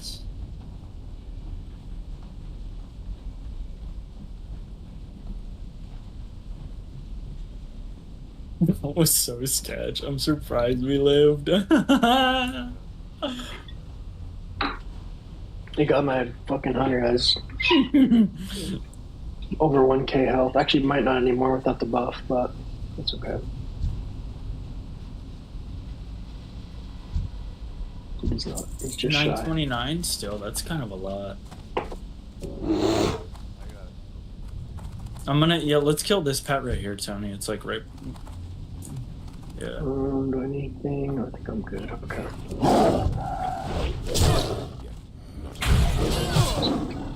I don't have not enough energy. I don't have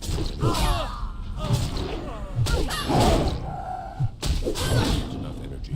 The ability isn't ready yet. I don't have enough energy. Not enough energy. Where the fuck? I'm getting no procs. Holy shit. I got 0 Wind Fury on that.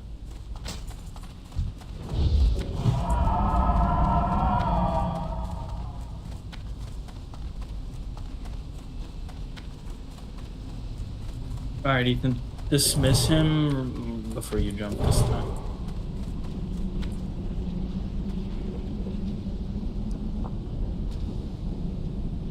Am I gonna have a problem with these people aggroed on him? Oh.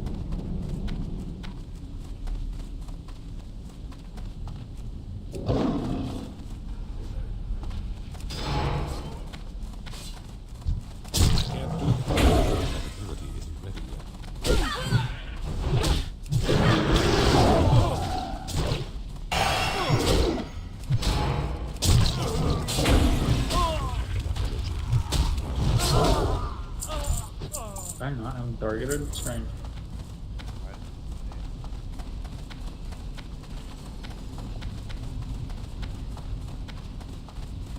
It says what?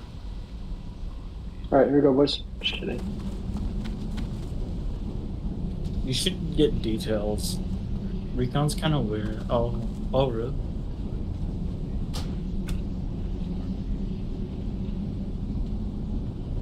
Oh, I think it's because you popped out of Feral and casted something. See, mine should be showing a Mortal Strike symbol because, but yeah, I don't know why. Alright, I'm gonna jump straight into combat. Oh!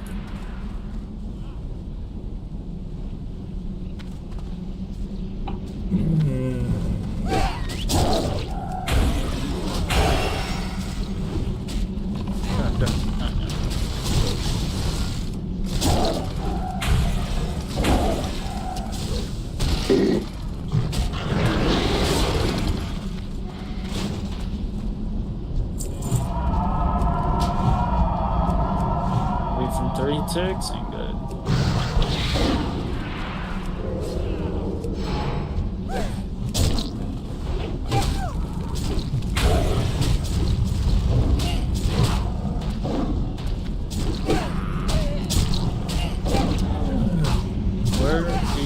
me rage. I have no rage. Stupid. Why no rage? That warrior must have had something that I don't.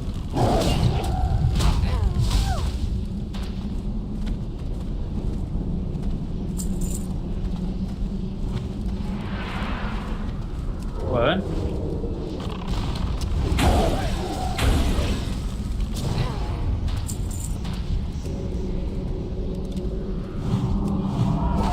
There's one behind us.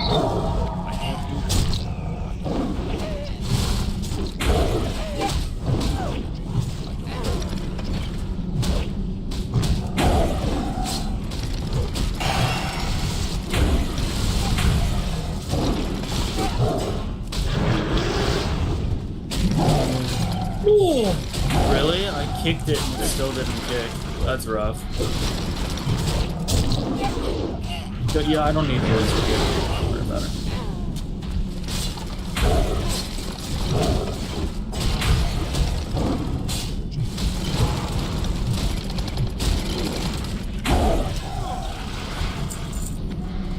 Good stuff.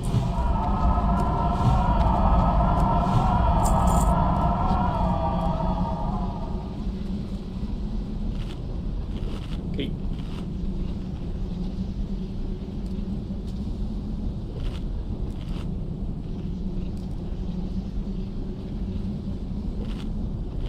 Freeze one. Oh, it's kind of bad trap placement. Move that.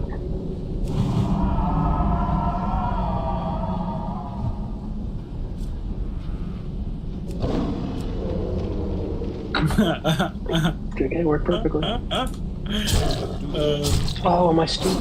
Oh, no, it was my pet. I thought my pet hit him.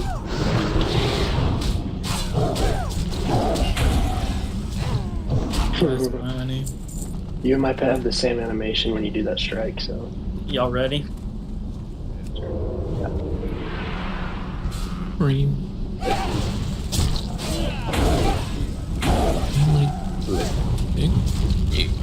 Come on, give me rage. Oh my goodness.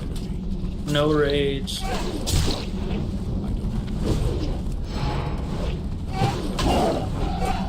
Only one that I have ever. Nope. I just literally can't build rage, dude. I don't understand. Like, I'm literally always rage starved. I don't under fucking. Oh, he had rage pods. Rage pods. Oh, so you didn't even know about the rage pots. Fuck. Wow. Yeah. Will my pet's growl pull rage away from you? Yeah, I turned that off.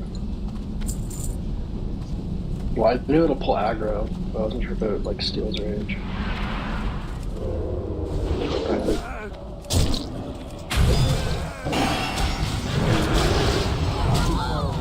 Alright, well, it's off now, so it should be chill. It was off earlier too, it was just, I think I turned it on because I was pretty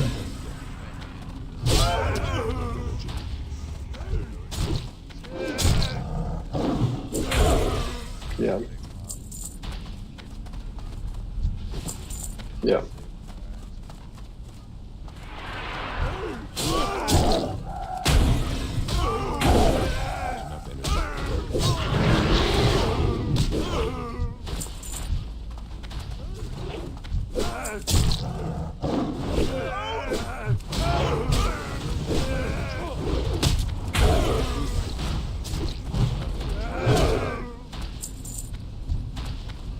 Yeah.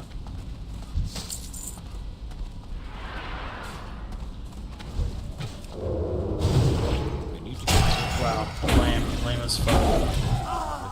I'm stuck. Wow. I'll just be chilling here.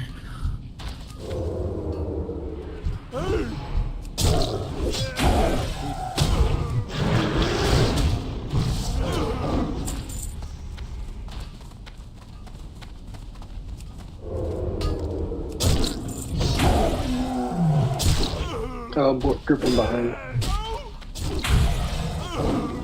Oh, just one guy. Strange. That's strange. There we go. Got my rage. Oh yeah. I just gotta do a bunch of rage management, I guess. Check out that noise.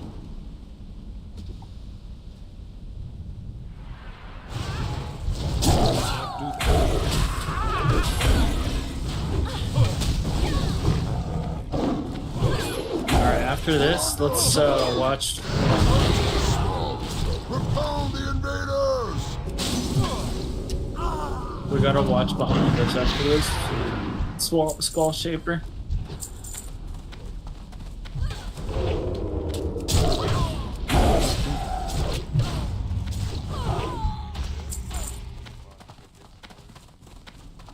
There is.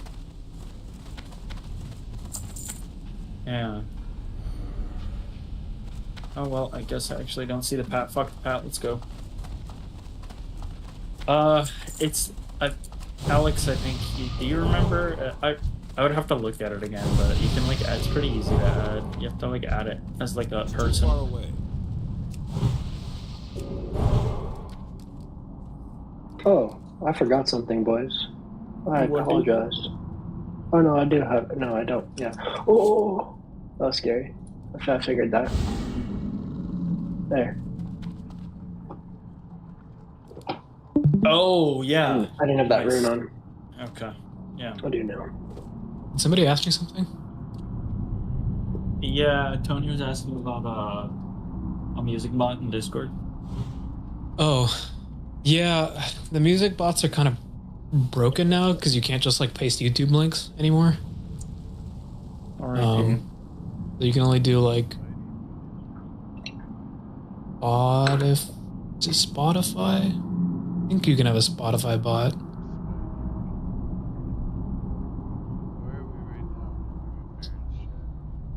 Spotify bot would Yep. be jizz, man.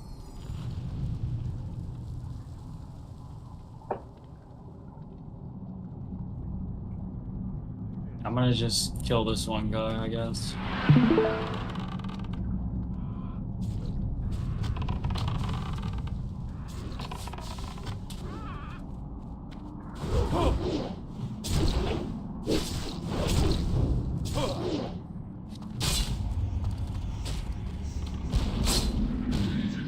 What the fuck? Invalid target, dude.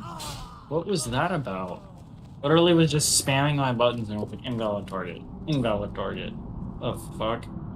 I mean, I can be the music bot for now. I'm playing Clone Hero. And I'm streaming it. Yeah, I mean...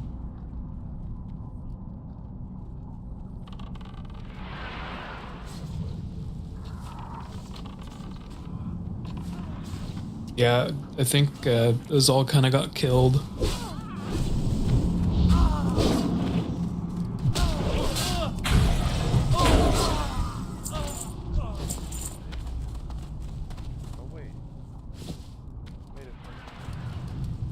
Bit of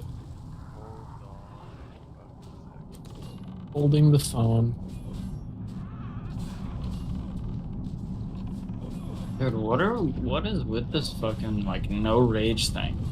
The fuck?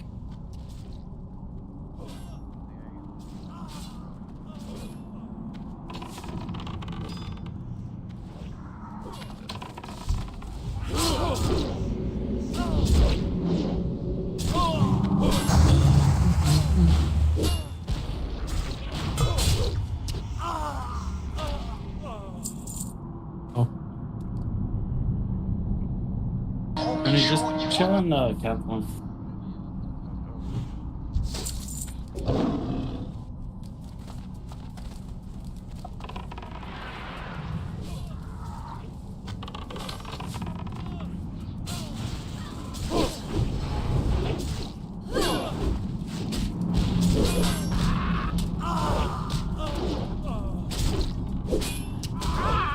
Oof.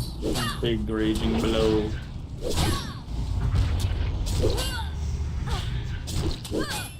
Fucking literally no one period. Did they I think they fucking nerfed Wind Fury. It does not happen as much as it used to.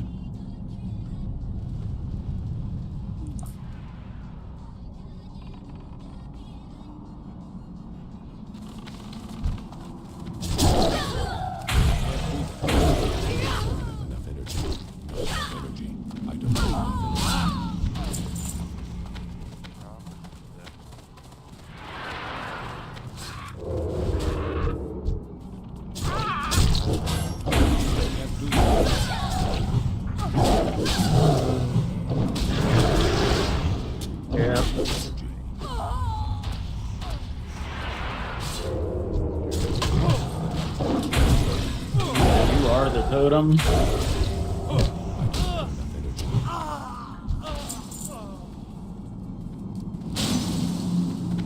Alright, all good. Get food buff real quick. Good idea.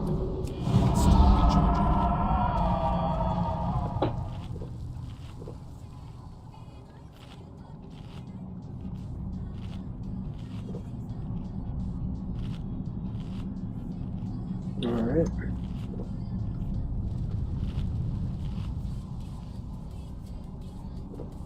In fact, actually, can one of you guys pull this guy this time? I'm gonna see if I can charge him. Yeah, I was gonna send my pet.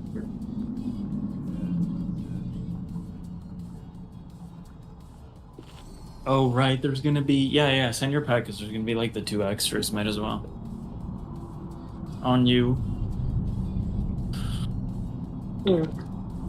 Are you guys ready? Mm-hmm. Because I'm basically gonna have to pull these guys, but... Gonna get in feral real quick. Ethan, you can just, like, force your pet to stand at that, or just even send it to him. Like, attack him and then just hit past him. Well, I can set him to, like... There we go. Oh, there we go.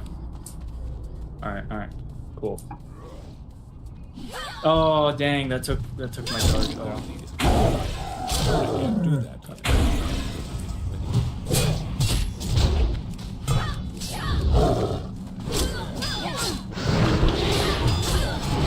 I wasted all my rage. Release protection.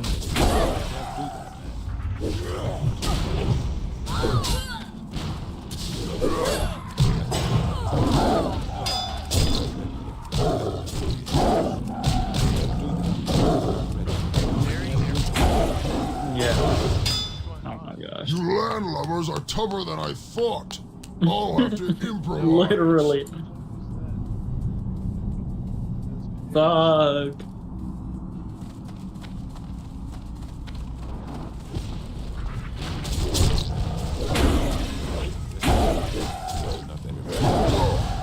Now you're making me angry. Blowing his ass up. You don't need a heal, Tony. I'm good. I'll turn my pet's growl off. Oh, he's stunned. Oh, fuck, man. Dang.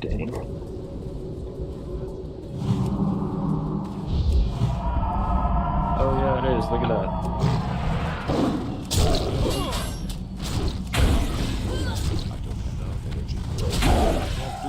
He totally could, huh?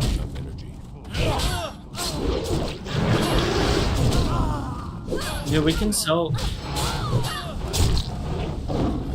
I think we should sell the Cobra Hunters. Those are the easiest, the fastest, and the most gold, I think. Oh, I can't actually... I'm not even gonna go for Cookie. I don't care about that fucking Siamese, Chinese fucking food. Siam.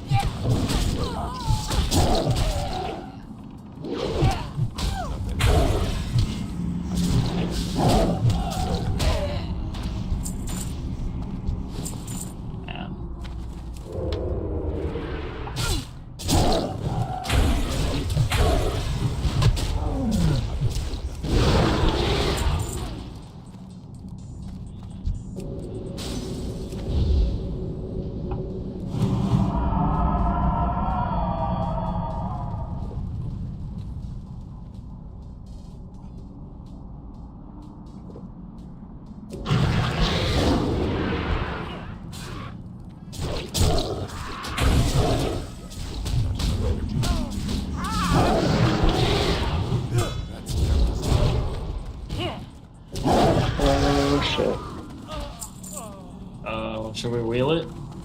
I think just one hold. Oh Just no, two yeah, we're hold, just good. two We're good. We're good. We're okay, Yeah. we're okay.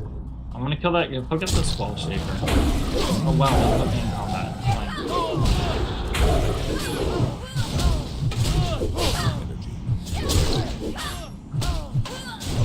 Thought he was just flying with whip, not fucking stupid ass thing. This guy has to Yeah, I gotta make an alchemist, man. Just pump those fucking rage pots.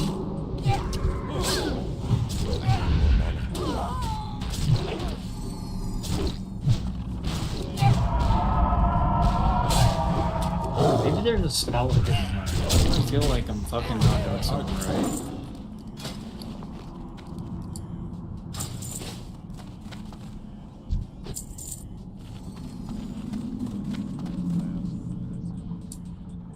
Yeah. Strange.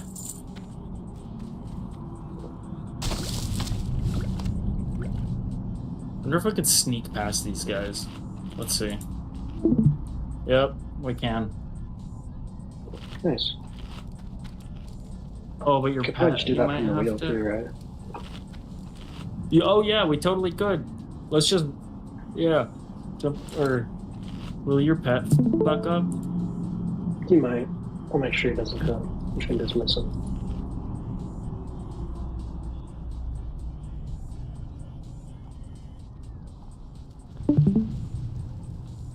Wow, Alex, how does that not get in the way? What? Your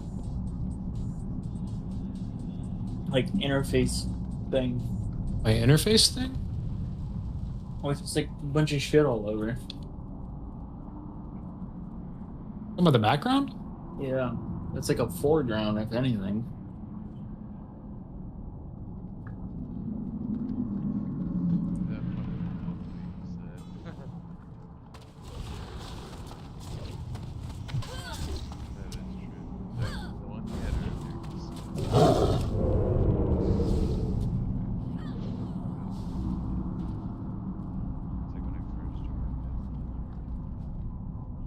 Yeah, they're on like a rotation. Fuck. Alright, I'm gonna hit that companion right away.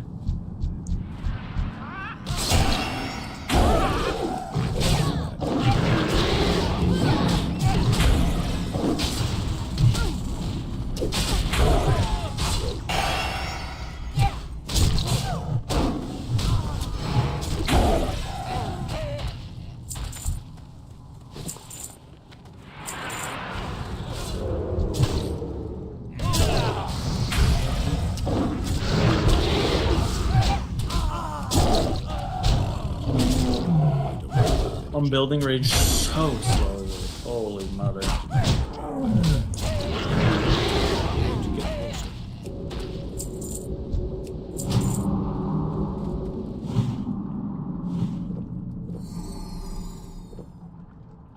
Alright, I'm gonna just go because I don't want to lose rage.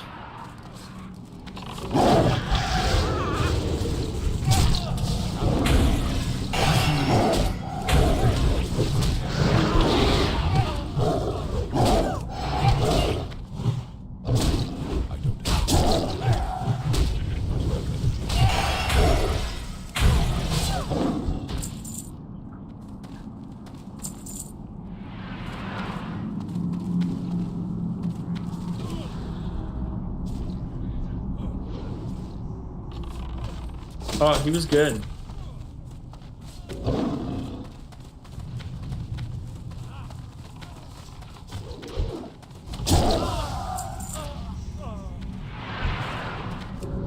That spell isn't ready yet. Too far away.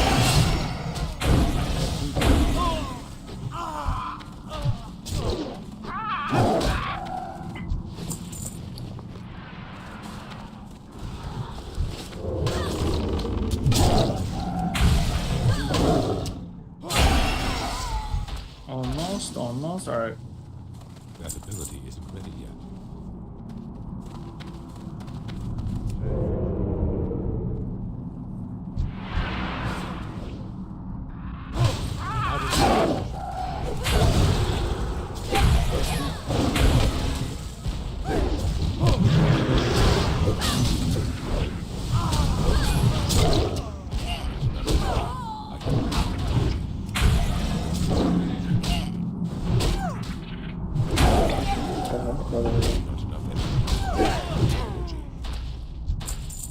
Oh, there you go. Let's go.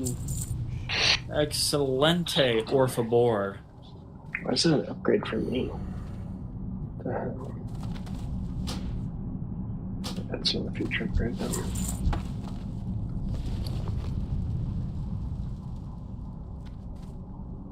Alright.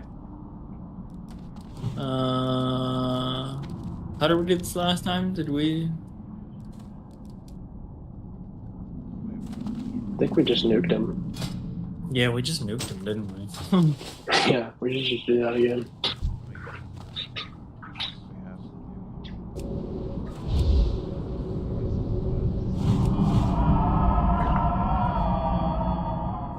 Get like 2 ticks and then just pop into Feral. Alright. None may challenge the Brotherhood.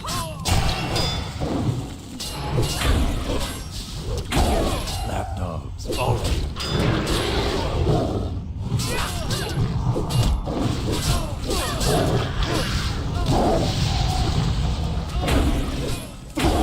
Our cause is righteous. I'm good. Stand for Feral, stand for Feral.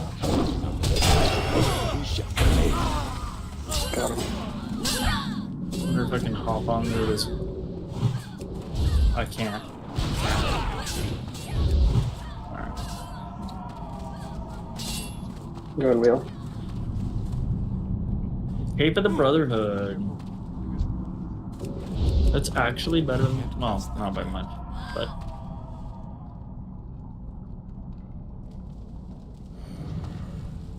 My pet's tanking him, dude.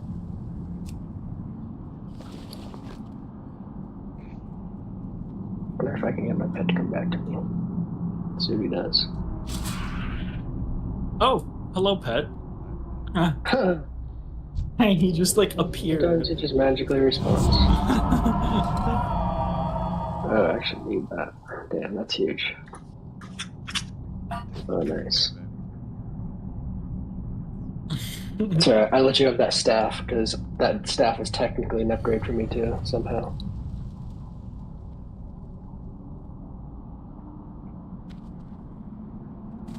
Yeah, that actually makes sense. Let's see.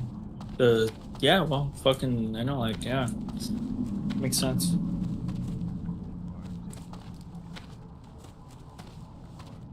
Oh my god, I just jumped on Cookie.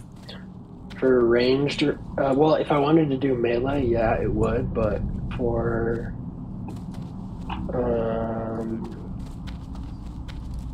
range, it's better to have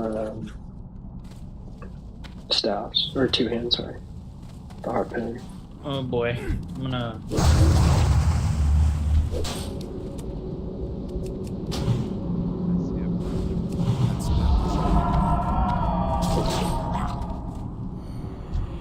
God, the audio is so off on this song.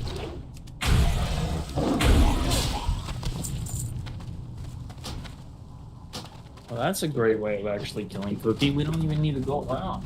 Just kill him right at the end, Yeah. Jump right on him.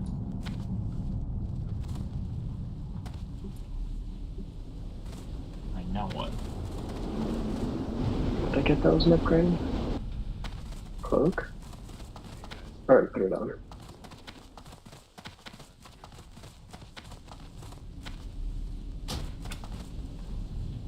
I think I'm gonna...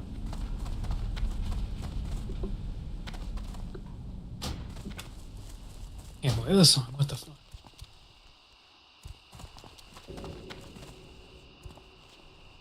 Wait, they're all like that.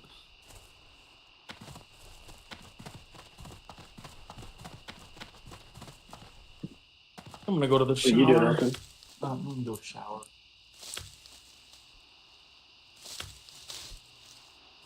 And then I think... I kind of want to...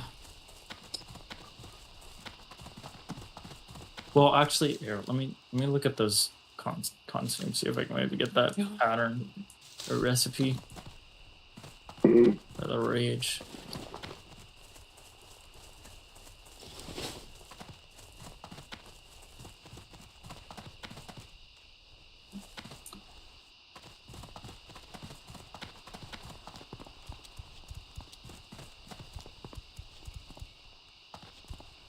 Yeah, there's no way that warrior was getting rage like that all without.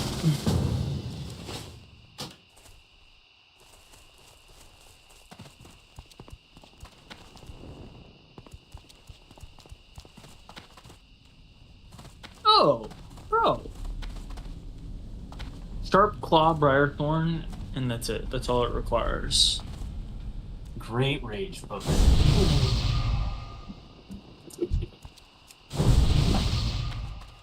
Everything in my room just fell. Literally everything.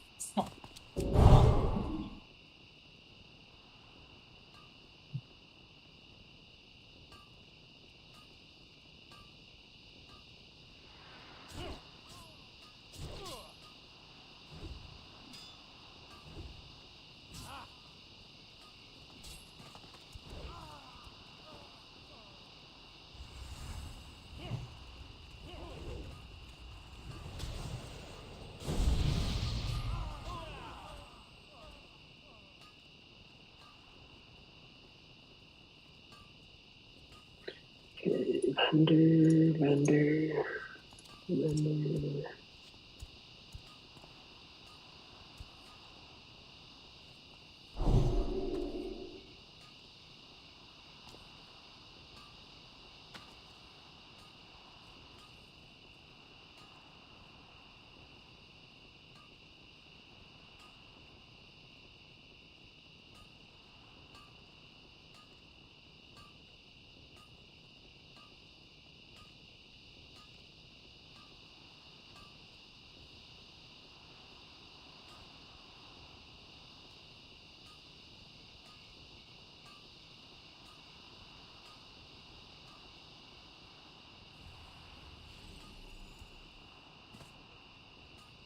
Yeah, so my rune, guys, the reason why I was having so much trouble getting rage is because enrages you and grants you 20% melee damage for 12 seconds after you exceed 80 rage.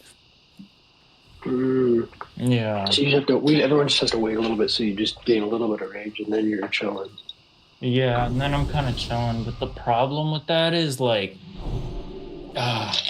sometimes it's like I'll be sitting there. I'll be sitting there literally just swinging for like a whole 10 seconds. Just not viable. But anyway, it's 3 Just silver. because two-hand or what? Yeah, yeah. Here, Hornet. Because big slow. Big slow warrior.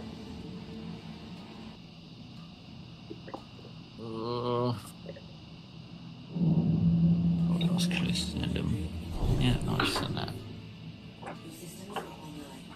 Yeah, I'm gonna go take a shower real quick.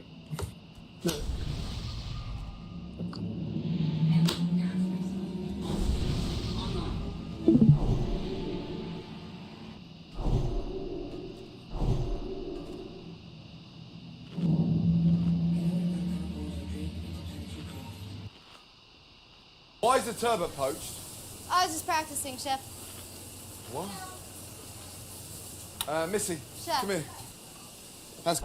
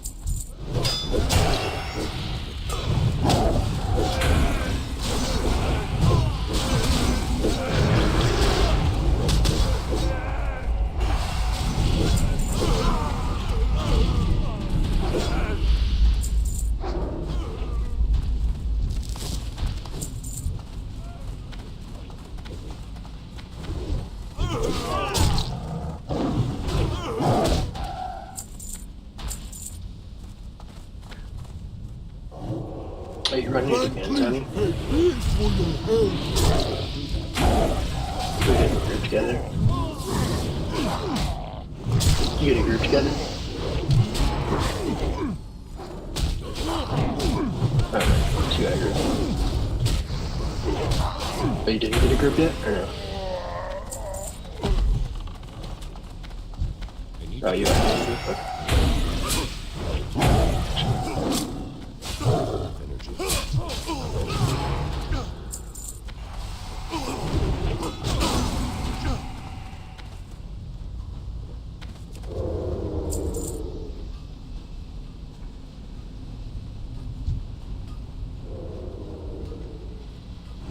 Too far away.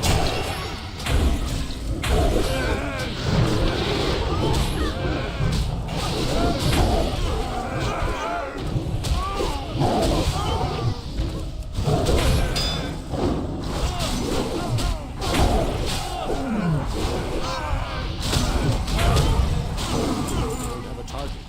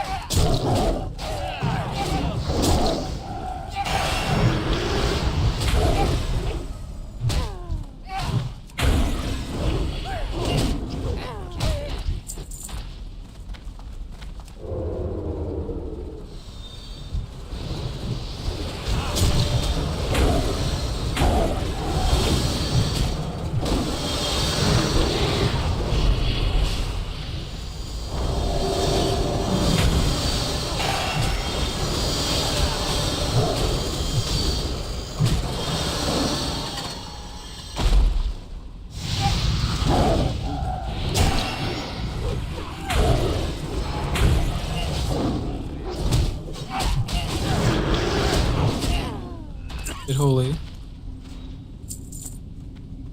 I just hit for 400. That was insane. Damn.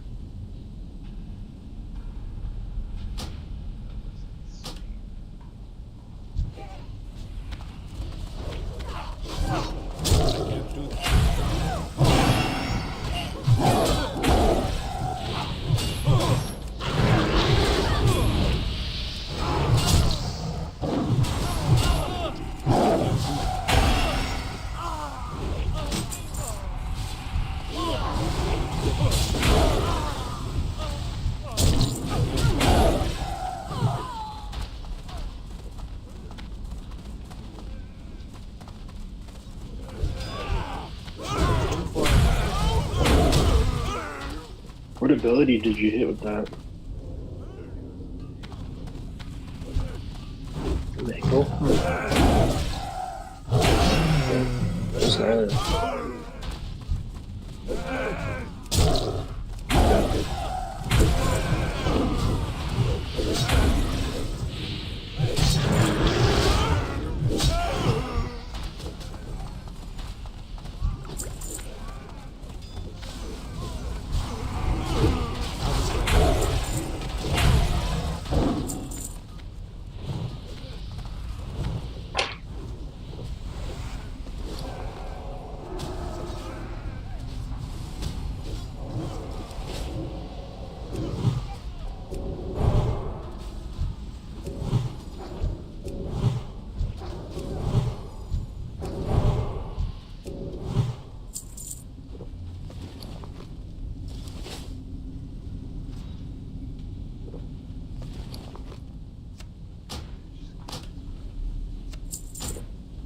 Yeah, I really like caverns.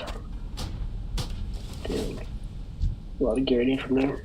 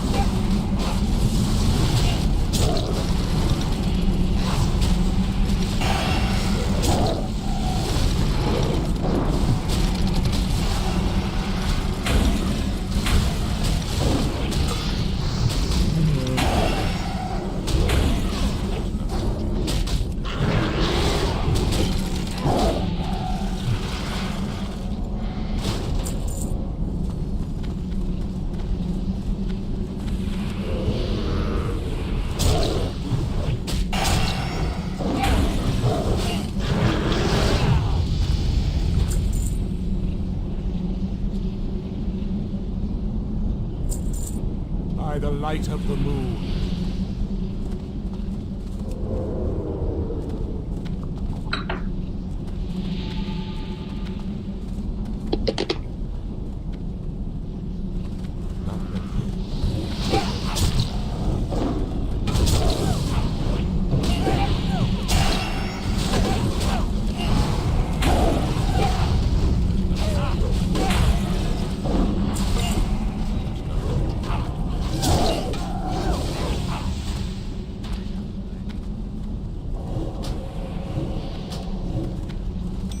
I won. What do you buy? Nice.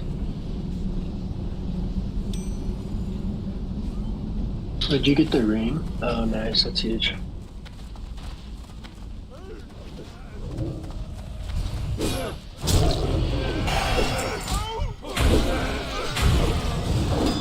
What else do you need from there?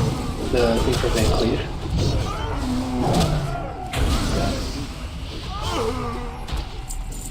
Oh.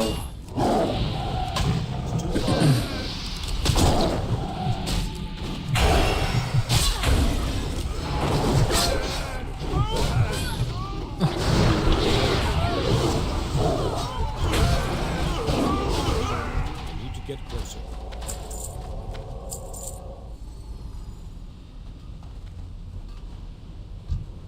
Sleeping in your bed.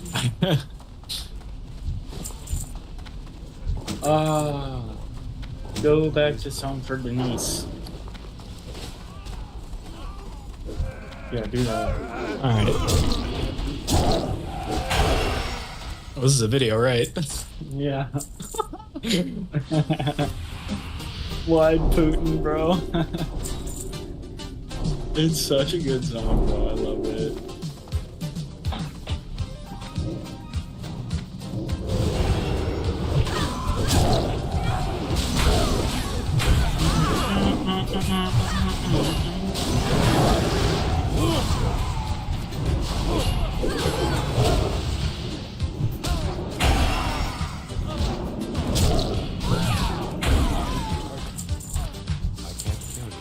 I'm gonna buy some bags for this guy.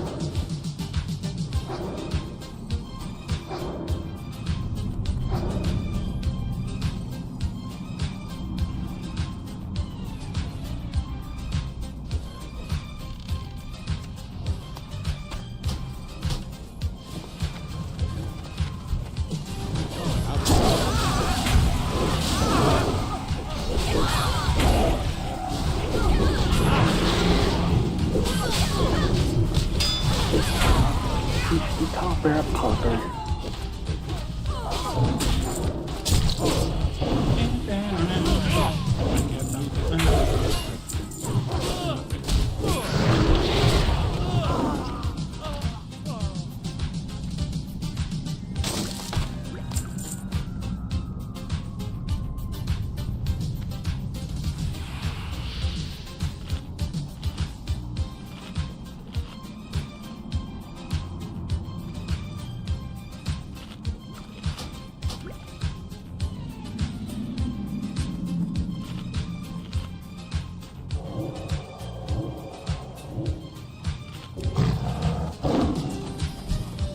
Oof, that one's hard, that part.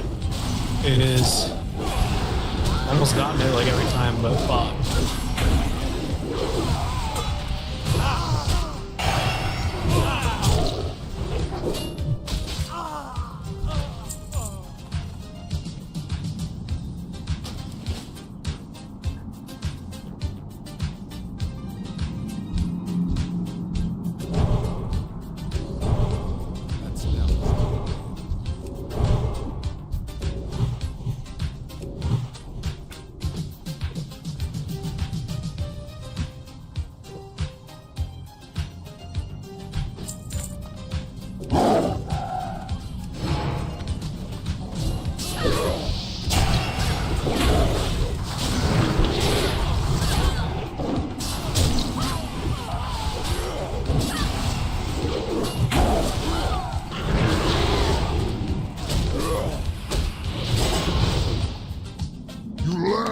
Are tougher than I thought. I'll have to improvise. This GSM is fucking broken. Dang.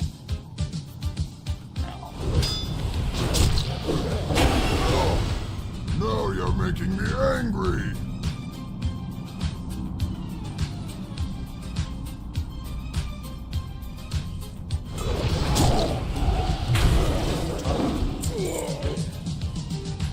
Oh my god. Damn, that sucks.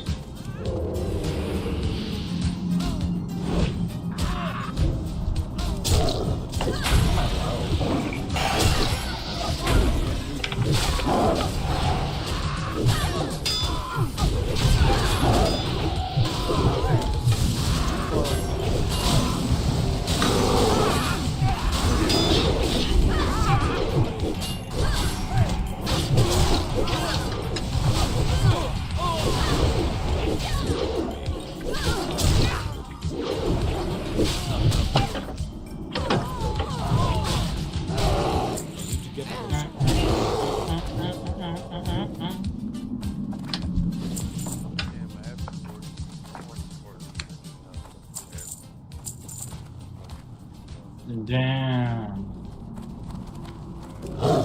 Yeah. Better be well. You should place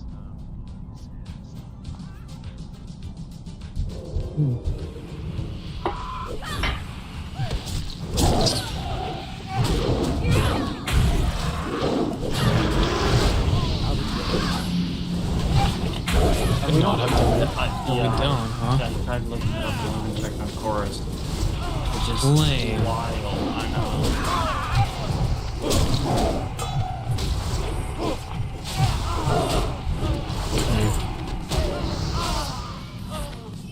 I need a target.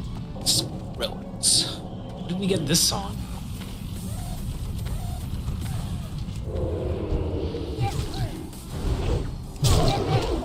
You know what? I'll play it. Oh yeah.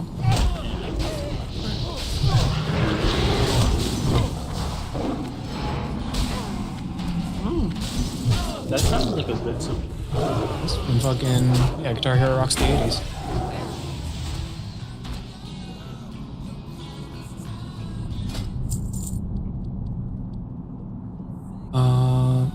April. Inventory is full. I can't carry anymore. Inventory is full. So did I get everything I needed over there? I am on. He is on.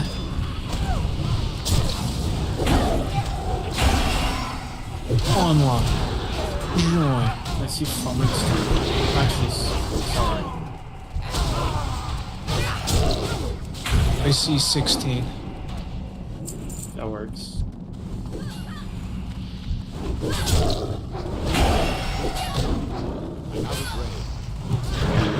Okay, let's make yours. Yeah, you should probably not do that.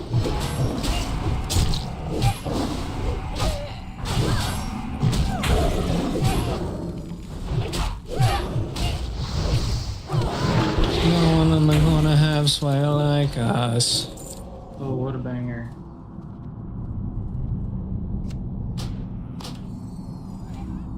No one in the corner has like a light on. Fucking Osric tentacles, bro. What even is that?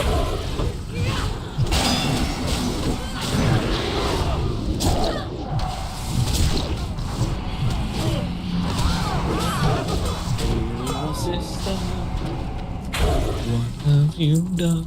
Dun, dun, dun, dun, dun.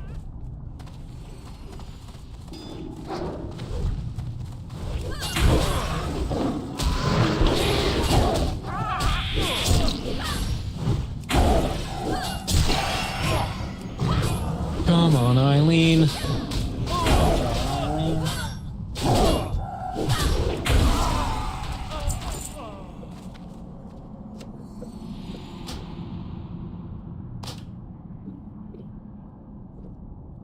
Oh, I have a heat pump relocation. Great. Ugh.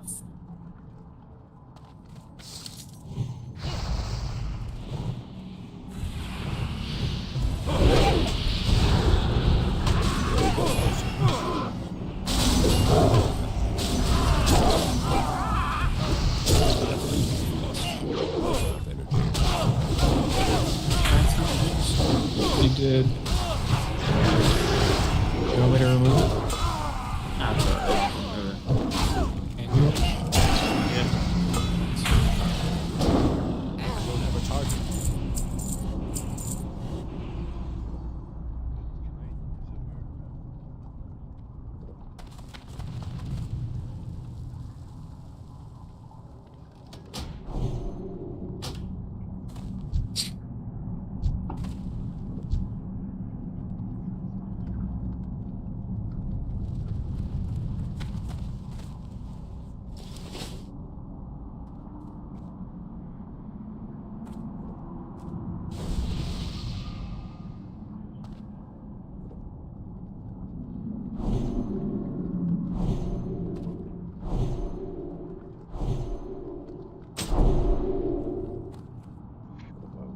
I don't think Mr. Beast thought he was going to be sued for dropping this product, but here we are. The story starts in January of 2022 when Mr. Beast launched Feastables and actually started to disrupt the chocolate industry in America because his ingredients are actually pretty solid compared to mainstream brands. Feastables is really riding the trend of consumers getting more conscious of what they're putting into their bodies. Everything was smooth sailing, definitely in comparison Are you to sure the you're gonna move it on? business he was in until I just have this sound the song.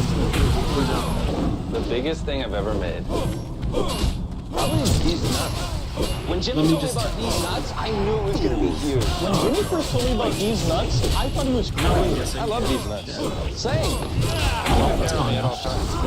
These nuts taste so good. It's like this amazing peanut butter chocolate flavor. Nut tap. Are all of our songs here? That's good nuts. You have Dude, to I try don't think these they nuts. are. Go to they are either. Feastables.com right now if you want some nuts in your mouth. As you can tell, it's a 1697. on a classic piece. Does seem right. Shit. So is it right? Hold on, should we back up and join again? On the joke, and that's the I feel like it's snack not company right. by the name of D's Nuts, which is a small business in Jacksonville, Florida, which, according to Google, is permanently closed. So I found their website, and apparently they're being sold at Walmart as well. But it seems like they just sell peanuts in cans and in bags. 16, I see. And it doesn't seem like there's any chocolate being Joining sold here. So I mean, this whole thing just kind of seems like a 14, cash grab to me. okay. But I'm also Yeah. a lawyer, so I have no idea what I'm wasn't talking right. about. The dudes are slinging seasoned nuts, and I guess they're pressed about an internet meme. But I reached out to the lawyer and YouTuber Mad Catster to see if he could get me this lawsuit, which he could. So shout out to that man because he delivered. And this is definitely a confusing lawsuit. I would think this lawsuit would be thrown out pretty quickly, but I guess not, because here we go. The whole lawsuit is around a trademark infringement around the name D's Nuts, even though they're spelled differently. Here, the company D's Nuts claims that the D's Nuts mark was first selected and used by Brian Editor, predecessor in interest to and current principal of plaintiff D's Nuts LLC. Brian Editor selected the D's Nuts mark based on his grandmother. Yeah, because I didn't see commonly known as Bustin' anywhere. Miss D. Now I do. Her laughter and belief that life should not be taken too seriously inspired Brian to select a trademark that paid homage to her and her comedic flair. Hence, D's Nuts was created. Brian began offering D's Nuts processed peanuts with his family and with substantial investment of time, money, and resources. Has grown a national reputation following the processed nut industry. On June 15, 2011, Brian submitted an intent to use application for trademark registration with the United States Patent and Trademark Office of the trademark D's Nuts for use with processed nuts. The application was to register the trademark D's Nuts, was assigned a serial number. Yeah. On July 26, 2012, Brian filed a statement of the use of the USPO stating that the trademark D's Nuts has been used in commerce in connection with processed nuts on May 3rd, 2012, including the below specimen. Okay, so that's their story of where it's from, but if you look at, I guess, the internet story of where it's actually from Know Your Meme. And before we dive into that, a quick word from today's sponsor. Did you know in 2020 there was over 5 million car crashes in America, which averages out to about 15,000 car crashes a day, which is a horrifying statistic considering most of us have to drive daily. I would definitely say it's one of my worst nightmares to get hit by a distracted driver. I mean, it's 2023, so who knows? Maybe they're IRL live streaming as well. But what do you do if you're unfortunate enough to where that actually happens to you? Well, 1, you make sure you're okay. 2, you make sure you get a police report. 3, you make sure you contact your insurance. And 4, you get legal representation. And that's where today's sponsor, Morgan & Morgan, comes in. Because Morgan & Morgan is America's largest injury law firm. They have over 100 offices and more than 900 lawyers. With over $15 billion recovered for clients, submitting a claim to Morgan & Morgan is so easy, it's more like ordering takeout than hiring a lawyer. So, I mean, you can do it without even having to leave your house. In 8 clicks or less, you can submit a claim to Morgan & Morgan. So if you've recently been in a car accident or unlucky enough to get into one, check out forthepeople.com/Atozy or dial #law from your cell phone to check out Morgan & Morgan. But without further ado, let's jump back into the video. It says the term was originally coined by Dr. Dre in 1993 in his song D's Nuts, where he says this in the opening of it. Hey, did what's your name get at you yesterday? These nuts. Then obviously the more famous version of that was the meme I showed earlier with the "Hi, got it" guy. Because that one was originally released in 2015. I feel like it's very clear that the Feastables team didn't steal this remark from the Nut Company, rather from that meme. But that Nut Company also sent a cease and desist. And the TLDR of what the D's Nuts Company claimed was the remarks are identical in all material respects and appearance, sound, and connotation. Feastables chocolate bars are closely similar to D's Nuts processed nut products because those two distinct products marks are snack foods. Oh boy. Do I actually have a D's Nuts bar? No, I do not, but from what I remember, it's peanut butter in it, and then you have the D's Nuts Nut Company who sells peanuts in a can, and in bags in some cases. But they continue by saying the party's goods are offered in the same geographical areas to the same consumers and through the same channels of trade. And they demanded Feastables to immediately cease and desist all use of D's Nuts and any confusingly similar marks for snack foods. Immediately destroy all snack foods in Feastables' possession, custody, or control bearing D's Nuts or any confusingly similar mark. And provide written certification of compliance. And to that, Feastables replied, respectfully, Feastables rejects all aspects of D's Nuts allegations and demands. As an initial matter, your statement that D's Nuts is firmly committed to protecting its investment in the mark and will vigorously oppose any encroaching marks is inconsistent with your client's history of enforcement efforts. A cursory review shows that the mark D's Nuts was registered on September 25th, 2012, with a claimed first use in commerce date of March 5th, 2012. Despite your statement that D's Nuts vigorously opposes any encroaching marks, there is not one record of a trademark trial, an appeal board, opposition, or cancellation proceeding involving that registration. Yet the following marks being subsequently filed and allowed or registered with no objection by D's Nuts. And then it lists a whole bunch of other companies that have similar names. D's Nuts, D's Nuts, Milk D's Nuts, and so on and so on. They're fucking easy, exactly. That's why fuck them. They're fucking stupid. Common law use of D's Nuts in connection with nuts, as well as other foods and beverage products. While not as misleading as your own Google search for D's Nuts chocolate, to a simple Google search for D's Nuts, D's Nuts, D's Nuts food products and so on show as an extensive and profuse use. One such hit was the website D's Nuts Store that sells nuts under the brand name. Yeah, and then they just keep on showing there's way more people using the same name, but no one else is being sued. If D's Nuts is not concerned about the extensive and profuse use of D's Nuts and D's Nuts in correlation and connection. So I was just laughing at how many times D's Nuts is an illegal document. I have a garbage sense of humor, which based on your letter would be a direct competitor in addition to not being concerned about use of those marks with other food and beverage products. Feastables sees no reason for concern regarding use in connection with a peanut butter chocolate bar. Aside from the fact that the registrations and the extensive and profuse common law use of D's Nuts, and D's Nuts contradicts your client's allegedly vigorous enforcement of its mark, they support the argument that D's Nuts is extremely weak and entitled to very little protection. In addition, your assertion that Feastables' use of D's Nuts infringes your client's trademark rights in the mark D's Nuts simply does not reflect reality. The legal question is not as easy as whether the use of D's Nuts in connection with a candy bar infringes D's Nuts' trademark rights in the mark D.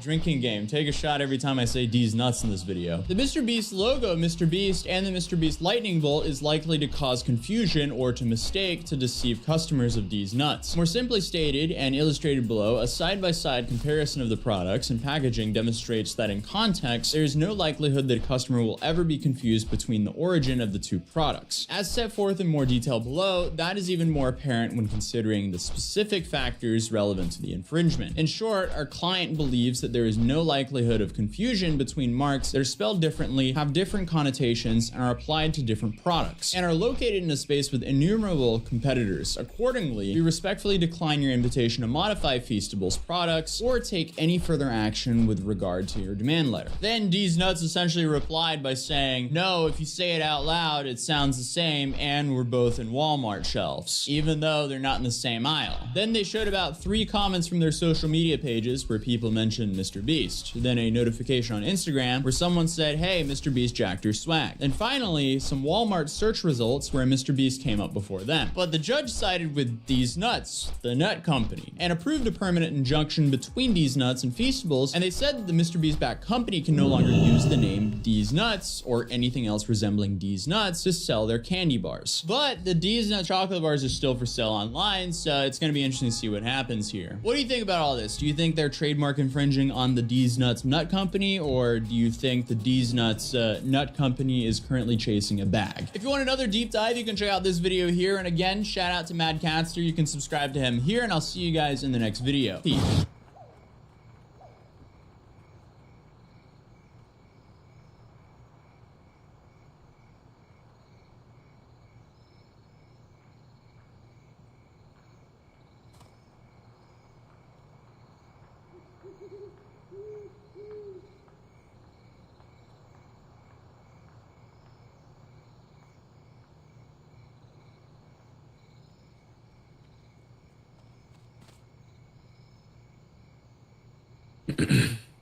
I agree. The song's fucking lowering my immune system. We should skip it. It's lowering your immune system? It's almost over.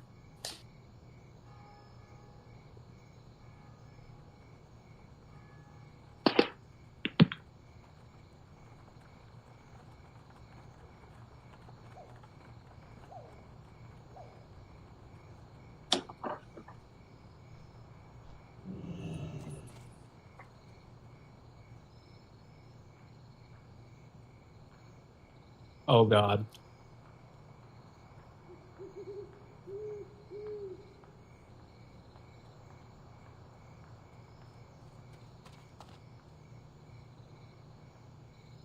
Well, if I had a good score, it was gone right there.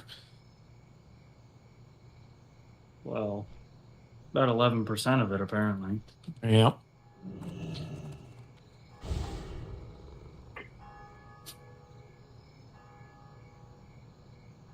What did that actually put us? What did we get on that total? Oh, we didn't beat it. 96.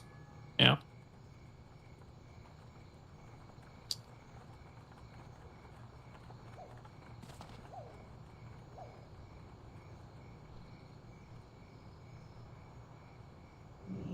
When did we play this song? We all just wanna be big rock stars.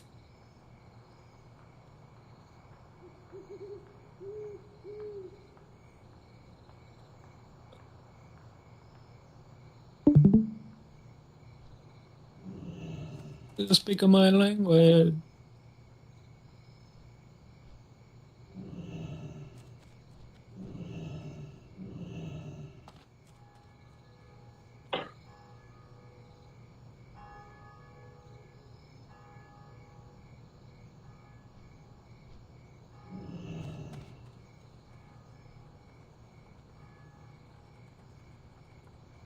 How did we get 48% on this song?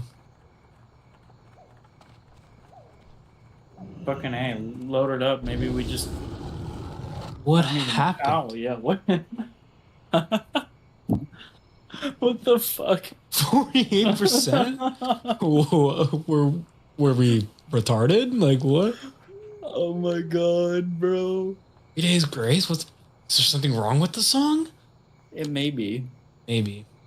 Maybe it's like all multi-note, like compacted into like, I don't know. Like 48%? Yeah, it's really bad.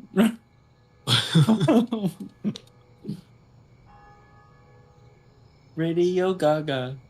Radio Goo. Fuck that song. We got 96 on Maroon 5. What? What? Fucking 100% that.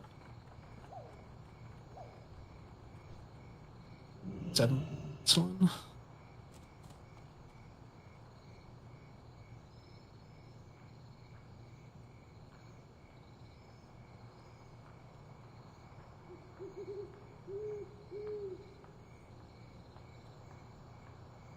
Fuck it.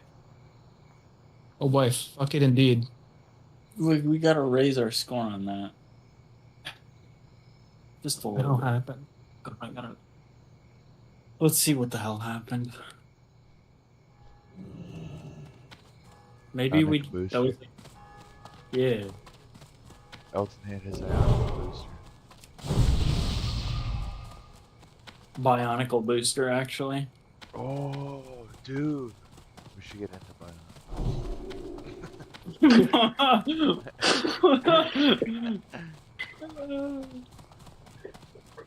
Or Beyblades. Beyblades. Beat that. You remember Beyblades? Damn, I should have made my character's name Beyblades. Oh, I'm ninjaing that right now. You know what? I think I'm gonna buy myself a waveboard for Christmas. Oh, really? A waveboard? Dude, I keep missing the dumbest notes. Bro, I What's have a a waveboard? waveboard if you want it. I'll take it. Yeah. You don't like it? It's just sitting in my garage. I don't use it. Yeah, it's probably. He has like It's a waveboard. We're not kids anymore. The idea sounds good, but Well, have you come seeking He probably training has in the nowhere to ways of ride it armed anyway. combat? Or the Hello, what alliance? is a waveboard? Waveboard? What is it? What is a waveboard? How do a fuck ripstick? you explain? A ripstick? Oh, a ripstick. Okay. Oh. It's the ripstick before the ripstick was a thing. So it's an actual waveboard? They had two names. It's either ripstick or waveboard. That's how people always call it. Yeah.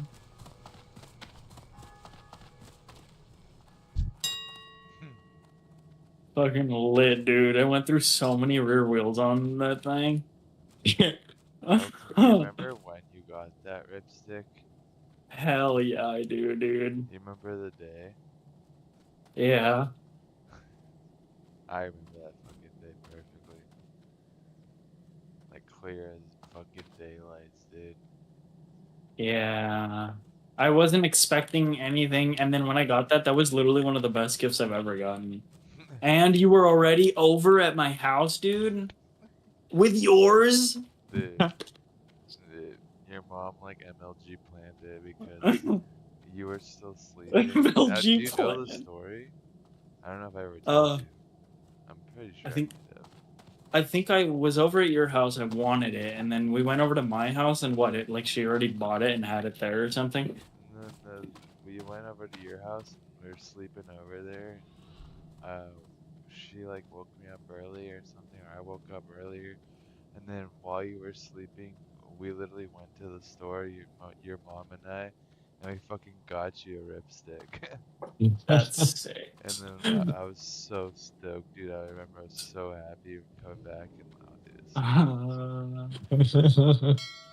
yeah, we literally waveboarded until the night, and I think, didn't I come over that night to your house and sleep over? And slept over? Probably. I swear I did. Yeah, Elton, I don't know what we did on that song previously, Yeah. but I think we might have just started. Yeah, we could have, like, literally 100%ed that. I don't know what we smoked. Capri Sun. Have you come seeking training in the ways of armed combat? Bullywhiff, the dwarven weapon master at the Timberline Arms in Ironforge, teaches fist weapons, guns, 1- and 2-handed axes, and 1- and 2-handed maces. Bixie Wobblebonk, the gnome weapon master at the Timberline Arms in Ironforge, teaches crossbow, daggers, and throwing weapons. Iliania Moonfire, the night elf weapon master, resides at the Warriors Terrace in Darnassus, where she teaches bow, daggers, fist weapons, staff, and throwing weapons. Light bless you.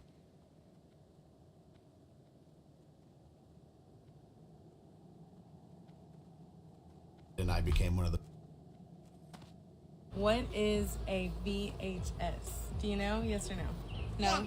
I was I hate strumming that I can instead only of click 3 times and watch it immediately. fucking That whamming. sucks. Just browsing my didn't wares. have a or is there car something until- specific I can help you find? From then Yes, to but now. you can't manage without a car. Welcome back, everybody. Dynamite intro, Mrs. Lush. yeah, you know.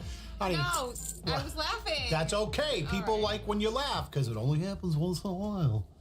Generational divides have been around since the dawn of time, but nothing has quite exacerbated it like the technological age. Boomers versus Gen Z, the whole like they had it so easy, these kids don't know any. It's a big battle, so the team has gathered some clips that highlight some of the new age generational divide issues, and maybe we'll talk about them. Let's take a peek here. Back in my day, you could get a loaf of bread for 10 cents. You also made $1.45 an hour. We wasn't on no lean this and part is Molly fun. and Percocets. Yes, because y'all was snorting coke and smoking crack. We See were you tough. around. We didn't have no mental health and no therapy. Yeah, but you needed it because look at how you turned out. We had to have tough skin and we wasn't so sensitive. People of different skin colors had to drink at different water fountains, and gay people hurt your feelings. Kids don't do nothing but hump and just think about being nasty. You got 14 siblings, and your dad has a whole other family.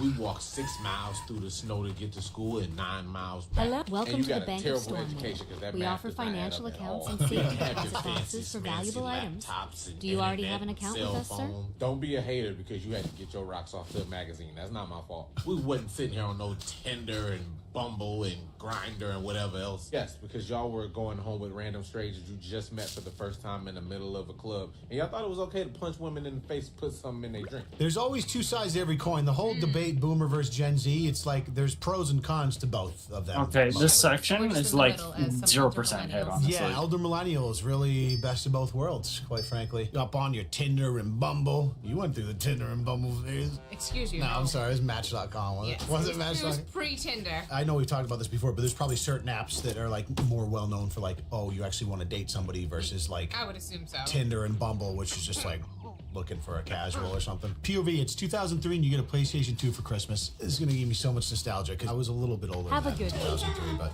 quite a bit older. It's for the PlayStation 2. What? It's for the PlayStation 2. That's me. A PlayStation 2 game? What? Again? They're just giving them the parts of it. It's okay. It's okay. Oh yeah, that was on my birthday, huh?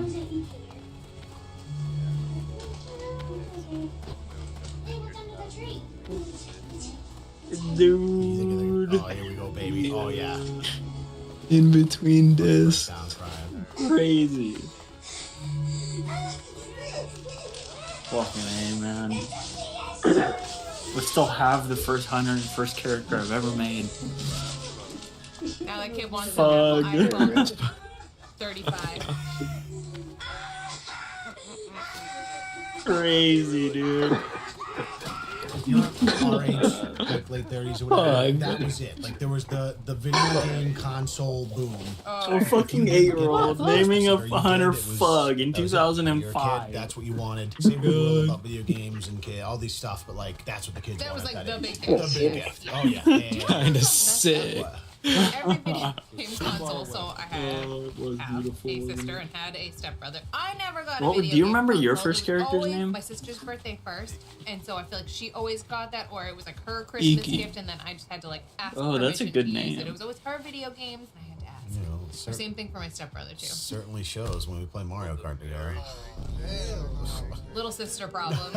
Always just No. bugging the older kids. I grew up in a very conservative household, and my parents early were very hesitant to allow like video games because, as any kid that grew up in the 90s, once you play Nintendo for the first time, it's all you want to do. And it's all you talk about. There was a period where I wasn't getting them as gifts, but I did save up for my own Sega Saturn through my paper route money. I had a paper route when I was like 9 through 11, and I saved up. I remember it was I think $200. I made went to 100 Walmart, because I bought the saw console. Richard It was, like, the PvPing best on day of my life. Berserk Went home, Hunter, played and I thought it Virtua was so Fighter, a couple cool. of the console games that shipped with it. And then a few months later, the PS1 came out, and it was like a million times bigger than this. It was way better than the Sega Saturn. Anyways, I think the first console my parents ever got me, I was in high school. They got me an original Xbox, like the and that was sound when of my the Halo addiction started, and I became one of the pieces. best Halo players of all time. Millennials and Gen Z employees are taking shots at Gen Z. Sorry, did Larry just say Gen Z instead of Gen Z? That's the most boomer thing I've heard today. But I do remember when I finished university, I have an accounting degree, and I was really excited to go work in a big accounting firm and do some interesting and important work. And I spent most of the time like teaching my boss. Sorry, I don't want to like no on accounting, but like if you're getting an accounting degree, I'm not leaving excited to do interesting and important work. I do the numbers. Maybe I just don't know enough. Earned hundreds of thousands. Not fun. Like save to PDF. I'm going to ask you two. Do you know how to save to PDF? Because I don't. Oh God. Save to PDF. Save an each thing on Yeah, I think we computer on texted. web to a PDF. She doesn't know. Comes as a PDF. Yeah. Can you fax it? I think we just kind of like asked each other in person, like, "Oh, what's your character's name?" At each other, message each other That's actually just really upsetting. on Whisper. No, that's absolutely on point though. That's like the perfect example of the generational divide. Like if you don't know how to save a PDF, Oh. I can cooked. figure it out, and I'm pretty crappy at computers. Boomers going to work. Yeah. And it took forever for some reason. I mean, you see a lot of younger kids like posting to social media about like they graduate high school and into college, they're done with college, all of a sudden they're in the workforce. We watched one of these recently and they're just like, is this really what life is? Yep. They're like, I can't believe it. They're like, I have to work, I have to commute an hour there and back, and then I have no time Switch to do off what I all want, blah, tabs blah, for blah. this And one. the Oh, boomers well. are like, yeah, like that's what being an adult is. Then It'll Gen be Z fun. kids are like, yeah, well, when you were a kid, you could actually work and afford a house and all This this stuff. song And is there's, so like, chill. I both love sides it. have decent points. But at the end of the day, the situation. The next song is not. You gotta Really? make money. You gotta figure out how to make a life for yourself. I didn't even regardless see of whether what you boomers had it chose. easier or Oh, not. it's If so you not just chill. drag your feet, it's gonna make your life way harder. We're going to movies in 1978. Huge lines. Wait, waiting Tony, what are you outside. doing next? $4. Play Okay. Mez again. No, I almost. Wow. Cash only. Imagine just having to pay with cash before debit cards existed. Debit cards were around when we were young, but they were new. Sure. Yeah, they like. In fact, no. I want to say when I was young, like you had debit cards, but it was just to get money out of an Well, I was ATM. gonna say mostly ATM use. Right, you weren't using get them cash. to get cash. You You weren't were actually swiping at the store. That's right. It was still mostly cash only when we were growing up. And lots of checks. Oh yeah, my parents and lots of checks paying at the grocery store. Grocery store, yeah. always checks, personal checks. Goodbye, girl. I did not let go of that note. No digital boards, just all the manual I feel displays. like it's pretty dead every time we go to the movie theaters. Movie theaters. I've never seen a line. Listen, like if you go to like a big release, like I want to like some Marvel stuff. I went to Endgame like at an IMAX, and I waited in a little bit of a line. All but right. you just don't. This was also pre-pandemic. Like the going to the movies thing was already on the decline, I think, because of the access to media we have in our own homes now. And then the pandemic really killed it pretty hard. And there's definitely been a resurgence since then. There's obviously people who are passionate about the cinema, but it's just never going to come back the way that. Dude, now's the time of star power right here. I Yeah, do you like got a going. point, man. Oh no, I do too. It's a good time. As tradition. Yep. Happy over the simple things. Speaking of going out to the movies, going to the movie store was like an event. I remember. Oh my god. my gosh. Just browsing all the All the titles. This pretty much happened with all media. I mean, I'm not saying I miss it. I mean, our favorite. our favorite. I mean, I miss the nostalgia of it, but like, I'm not going to sit here and be like, man, I really missed that. If I wanted to watch something, I had to get up out of my chair, drive to a store, buy a physical copy, go put it in, rewind it, all these things. I hate that I can only click 3 times and watch it immediately. That sucks. That was sarcasm. Mom, can I go to Abigail's house? Yeah. Text me when you get there, text me when you're about to leave, and make sure location is turned on your phone. Have fun. Mom, Jessica, Jennifer, Elizabeth, and I are gonna go hang out at the abandoned construction site down the road. Okay. Be home before the streetlights come on. Yeah, and so then Jacqueline. The names. This is a great one, though, What? because there's nothing more accurate than how parenting has changed in that 100%. level. I don't really know which particular way I swing. Like, our son is 5, so we haven't yet We're not reached, in the thick of we it. haven't reached that age where he's like wanting to be super independent and go out with friends, all this stuff. I grew up across the street from a park where like all the neighborhood kids would congregate, and there were like nights we'd go outside and like play Relivio or kick the can or like hide and seek, like throughout the whole neighborhood, multiple streets. And we would be like jumping fences, like going through people's backyards when the sun's down, and your parents are just at home expecting you to just, show up. That would never. I got an awesome Totally choke. know. Wow. We It's used to crazy. Do all kinds of crazy stuff like that. But I can't think. But now as a parent, you got like the Apple AirTag and your kid's sneaker. You got like the fucking tracking location on their phone. Like listen to their audio. I don't know, man. Tell how many miles an hour the car they're in's going. 100%. Yeah. Oh yeah, they got apps now. I haven't looked into this at all. You probably know a little better than I do. But they have like parental tracking apps that obviously using your kid's phone and GPS can tell you every single thing about them. Yeah, we're not there yet. No, we're not. But I have conflicting feelings about it because like I feel like there needs to be a level of trust you build with your kid to let them do and experience things without knowing that you're I don't know. But what? Do you trust other people? No, I don't. Exactly. But there needs to be some level of concession where you're giving your kid control as well in some Yeah, ways. but maybe incrementally. Like you're Yeah, gonna start sure. off one way with some, I don't know what's out there, but Sure. Okay, Mom, what is a VHS? Do you know? Yes or no? No? What? Okay, babe, do you know what a VHS is? Yes or no? Yes. Okay. Where is it you would like to go, lad? For just a Okay. few coin, my Do you griffins know can what a get you there VHS faster than even the swiftest horse. Do you know what a VHS is? Yes. What is it? It's a it's a tape, I got a right? PD. It's a Do you Yep. know what a Five. VHS is? No. No? Why would why mom? didn't the person born in the 70s That's not know? the first one, the mom. She's probably That's just so like confusing. Yeah, she's probably just too oblivious. She doesn't even know. And what just she's out of context. Yeah, so what, being like asked a that. videotape was, she'd be like, "Oh yeah, Bro, how is this video game so realistic? oh this is facts." Look at those trees. Yeah, this is facts. And say, look at that dog. This is some of the most I know this is just a pixel filter, but I have ever seen. Dude, my graphics are trash. dude, you can't remember where you like your exact thoughts in that moment, but I remember specifically Mario 64 when the N64 came out. My neighbor Trevor went and got the N64 with his mom, came home. We stayed up all night till the wee hours of the morning playing Super Mario 64. Time of my life. It was really like the first time they 3D'd a Mario and 3D'd anything at that time, with the exception of like Virtual Game Boy, and they had a couple of 3D things that were bull. But you're in your head, you're like, wow, I can't. How do they make something so realistic? Yeah, like, you're bringing me And you look at down. Mario 64 today, you're like, what? Three Shut polygons?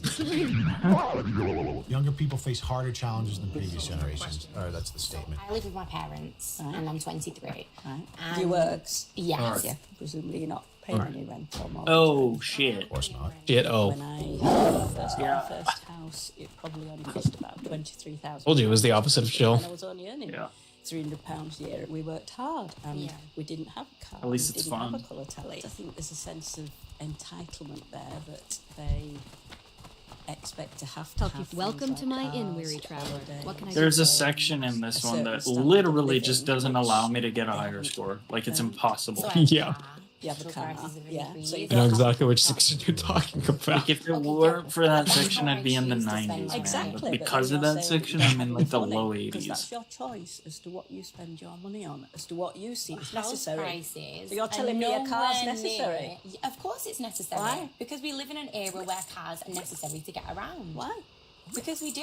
That's Why? just the point. So what other alternatives are there then? Well, you're missing the point. We didn't have a It's car like until going to a math class and from understanding that's not everything true, until that's like the final, and then the final's like, fuck you. Boomery. The counter argument from Gen Z, the biggest one is always housing prices, housing market. They're probably right. Housing prices are pretty inflated. I think the value of assets has gone up astronomically in comparison to people's wages. The boomer has some good points though too, where like I do see a lot of people complaining about things that are out of their reach while they're spending their money on things that are definitely not necessities, that Sure. are luxuries. And That's just priority. I understand, like, you want to afford this thing, and you say you can't save any money, but yet you're spending money you on this, just went this, and this, had a this, Brazilian this. butt lift. Yeah, Brazilian butt lift, or you're spending money on this. You have 15 streaming services. You're going out to eat twice a week. All these things.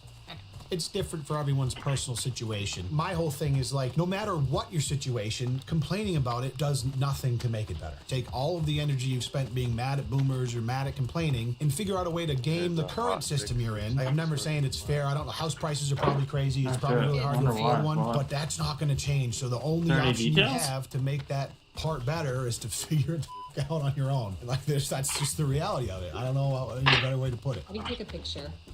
Oh yeah, fuck. How do you take a picture? I see. Okay, how do you answer a phone? Okay, how do you answer a phone? I'm out of range. How do you hang up a phone? How do you hang up a phone? How do you roll down the window? She's gonna do this one. That's that. That's so funny, the hand motions that you just bring. Push button. Do this. How do you start a car?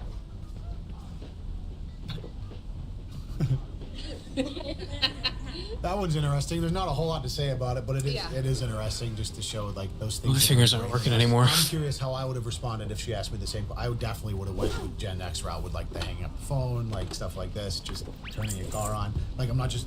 But now everything is just pushing a button on the phone. Yeah, we're like so in the middle though. I know. You could have had like a 50-50 answer. I probably would have been like, wait, do you want this one or this one? Yeah, I wish someone delivered that test to us without us I knowing know, about that I video. truly do. Yeah, I would be very curious where I lied on that scale. I would have been a conflicted human. Olympics then versus now.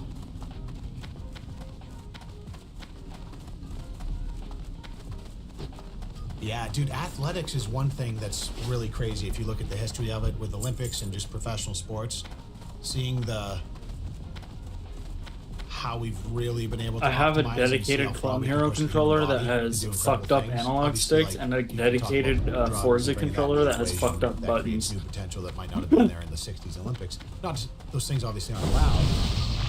Yeah. Not to say people in certain controlled environments. Yeah, it's just crazy. Even looking at stuff like athletes in football and stuff like that compared to in the 50s and 60s, like we have so much more science and more But data now this to one's starting to get understand fucked how up to buttons, optimize dude. the human body to perform at an incredible level with like strength training, plyometrics, all that stuff. It's honestly part of the reason why I think like football, it's still a violent sport, but over the last 20 years, they've had to put governors on it every single year. Well, I think I did because that. humans are just so capable and so strong now that like if you didn't have rules to govern that, people are just going to get murdered.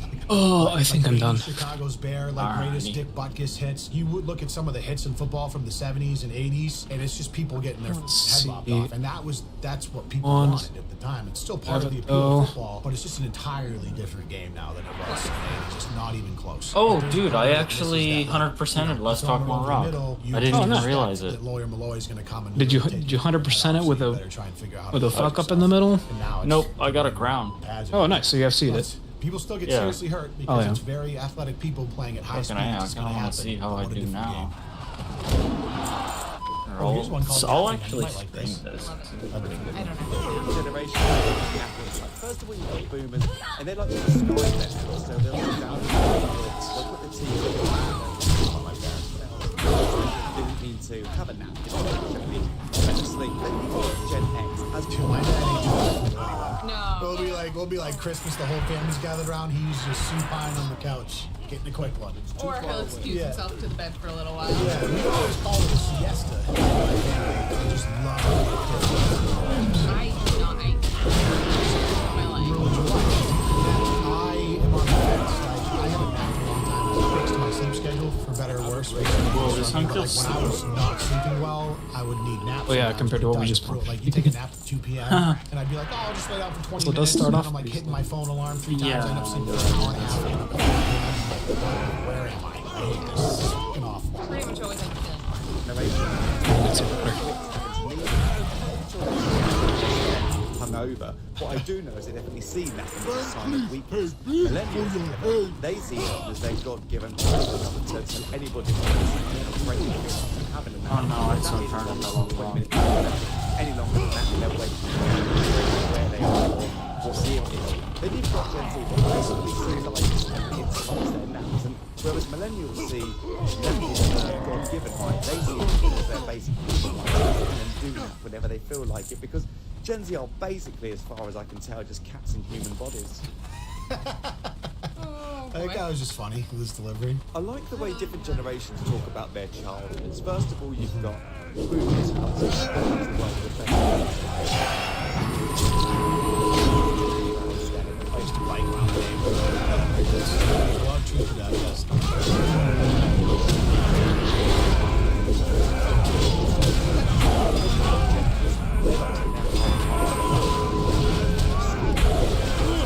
left to their own devices. If they were at school, they were just told to go outside, business, or dance. Then you've got the millennials who had the complete opposite upbringing to Gen X. They were warned about everything, like the fears of stranger danger, talking to strangers, taking sweets from strangers. We were right in the middle of those two. Door to strangers or to anybody, even their own grandparents, in case someone was like perfect replicas of their faces. And this has basically left every millennial traumatized and terrified of not only opening the phone, they were not being warned about the internet, the fears of the internet, how no people on the internet who they said they were, like the fears of identity theft and how they have to be careful about what they post online, and their parents told them this whilst documenting their entire upbringing on every social media platform available. Yep. Also facts. Like the delivery. Well, one thing is for sure, with every generation shift comes lots of change. As humans, each other about which who had it easier to get harder advantages. The only thing that matters is your ability to adapt. Just gonna adapt. My philosophy is like going into this situation may or may not have been better or worse 20, 30 years ago, but that has zero You're house because I need to deal with it here now. That's how I live my life. But it's fun to look back and reminisce and make fun of people that do nothing but complain. Anyways, thanks for joining us. I'll see you guys at Blockbuster so we can rent Hellraiser and go home and pop some popcorn and rewind it before we go to the next one.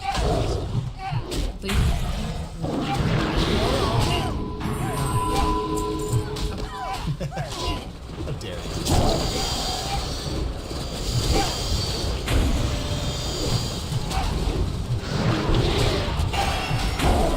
Ethan, what are you doing?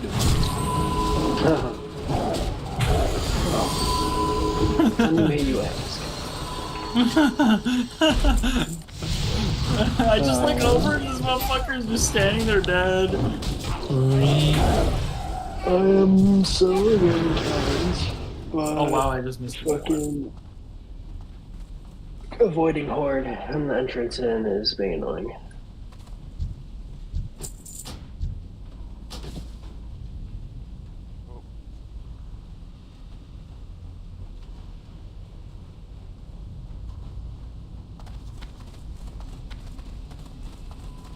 That's 2 right there, that's 3. Damn.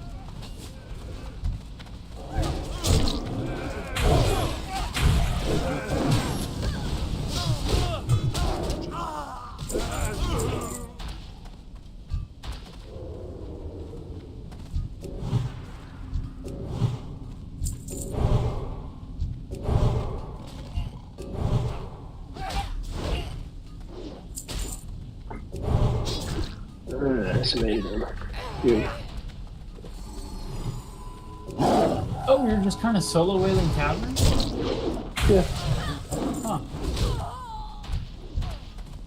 I guess you could, huh? Yeah.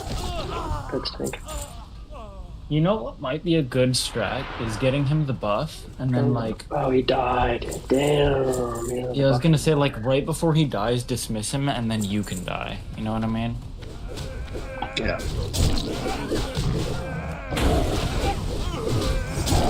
Well, hopefully, again, that's not ideal, but. I don't have a target. Oh no, does this buff him? Yeah, that buffs him to 1k at least. Okay. Yeah, I can.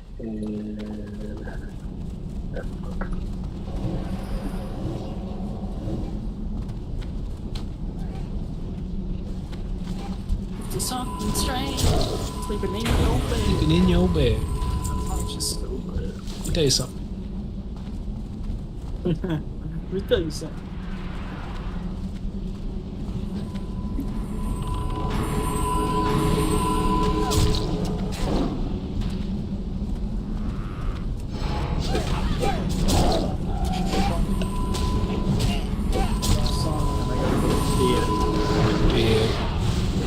You guys sleeping in your bed?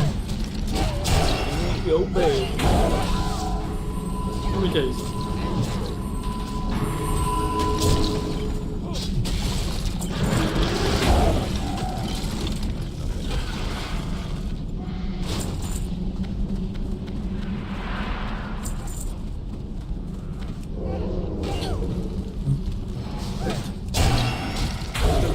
So chill. Yeah, that's a good one.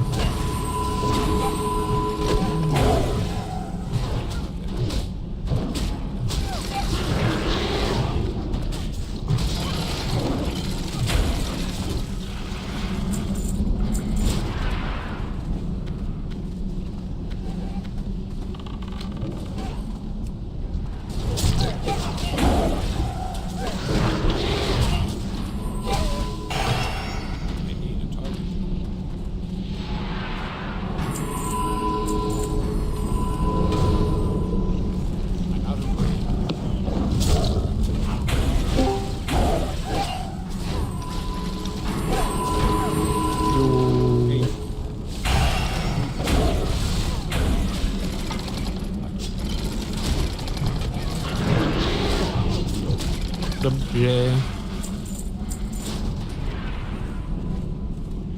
What you doing? You know how when we went off-roading, I kept saying something loose in my skid plate area? Uh-huh.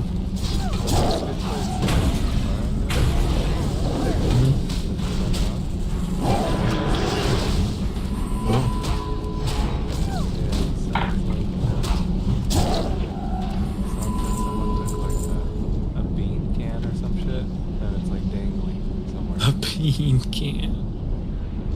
Like hollow metal. Just dangling and hitting shit.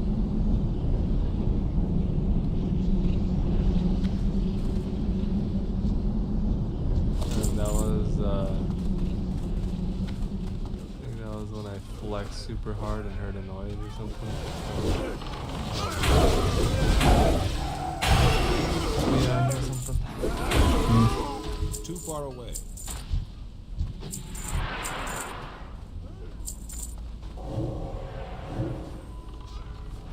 What are you doing?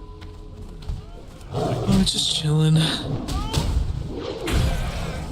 Probably go take a shower in a moment. Shower. Why shower? Big whacker.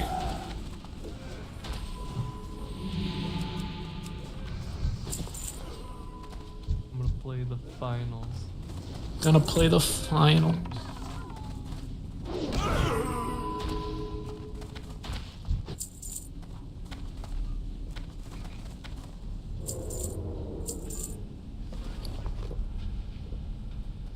Finalizing. Do you think after all those finals you had to take, you wouldn't want to doing any more finals? That's true. God, his ass. Shit. Wasn't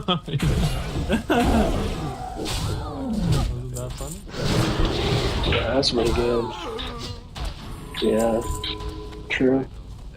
For that sole reason. You there. Check out that noise. That's not funny. That's rip, bro. I'm actually having fun watching Ethan play himself. Easy on the not gonna lie. So far, obviously.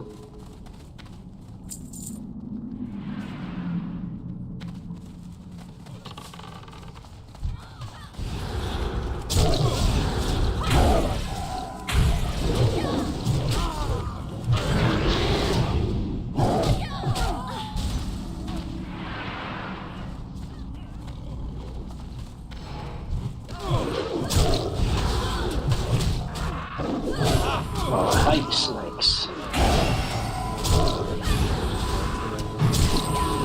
Yeah.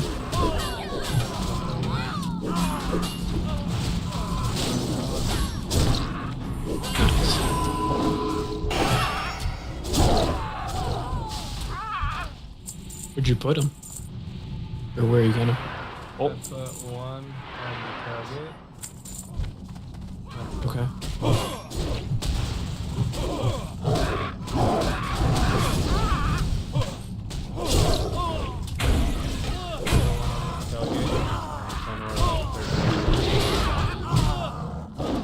Okay. The table, I can have a light there. Nice, nice. And I put one under the bed platform, so if I'm storing shit in the back and I want to see, I can see now. Mm-hmm. Yeah, pretty sick. For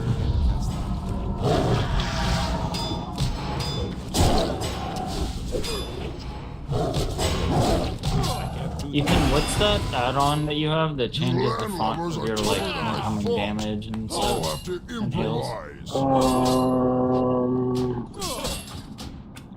have to check the name of it. One sec. I forget.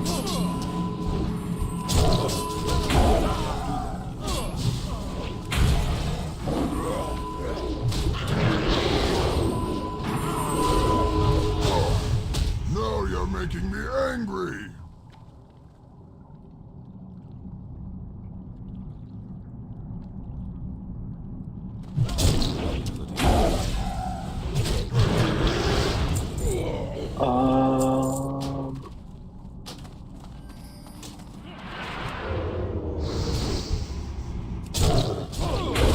think that's Cora. No, it's not Cora.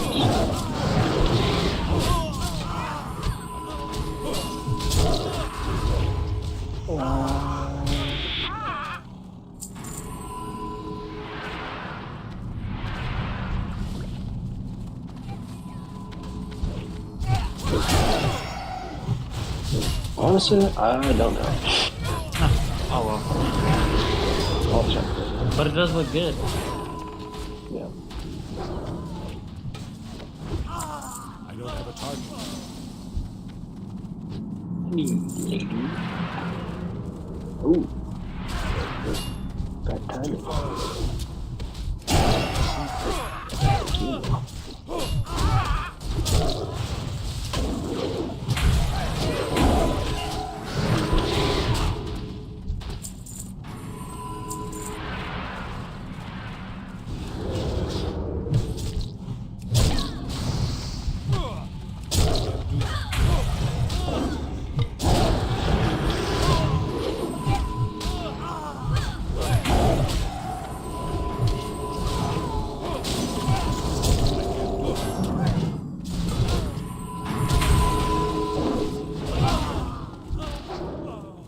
Screw it up.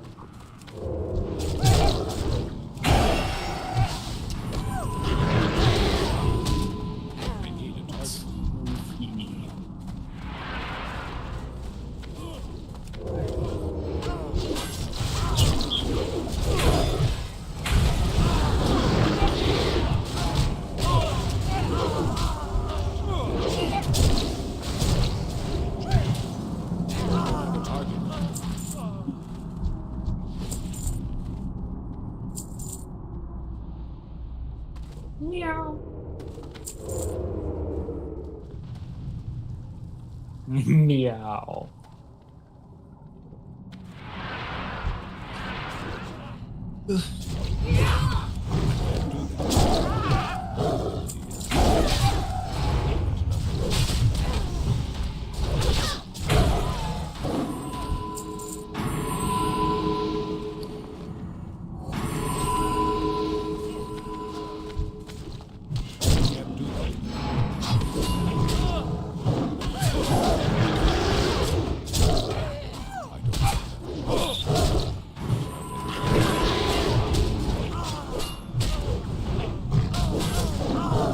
Honey, what's that warrior? Can you hover over his damage? I want to see what he's actually hitting.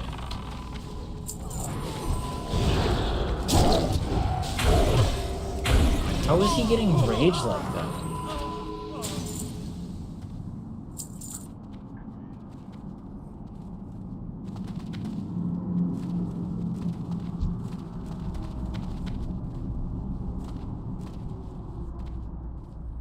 Hail to the night.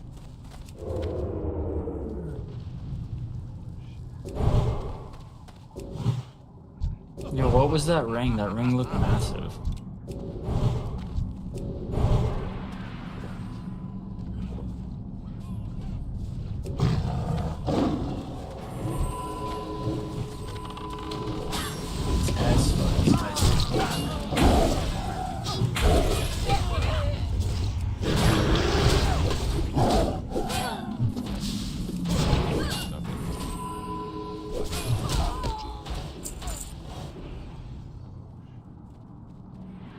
None may challenge the brotherhood.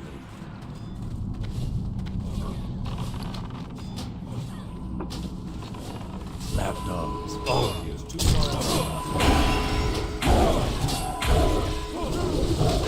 Fools. Righteous. The brotherhood shall prevail.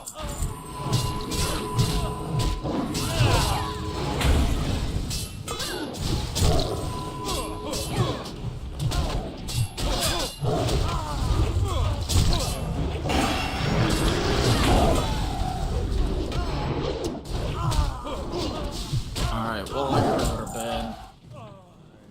Alright. See ya.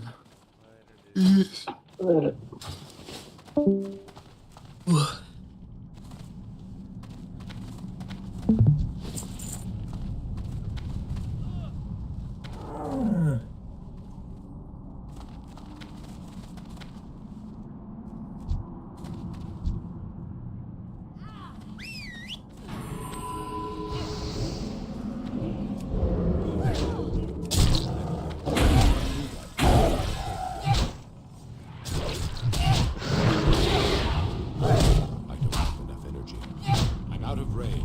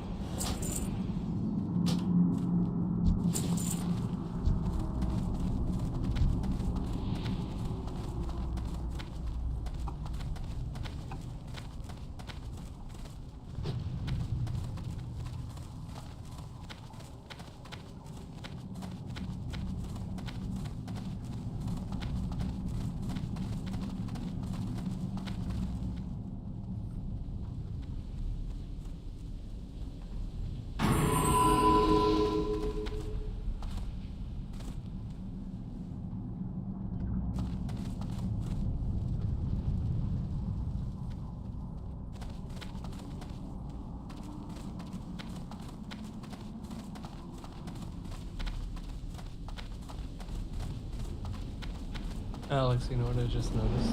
What? So I just scored 41,000 for our team in the other game mode, right? Uh-huh.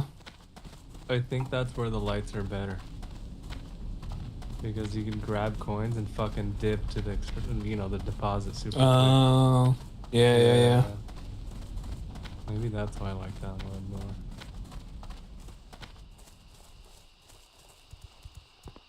Fucking total 51 grand. And we only needed 30. Yeah, it's fun.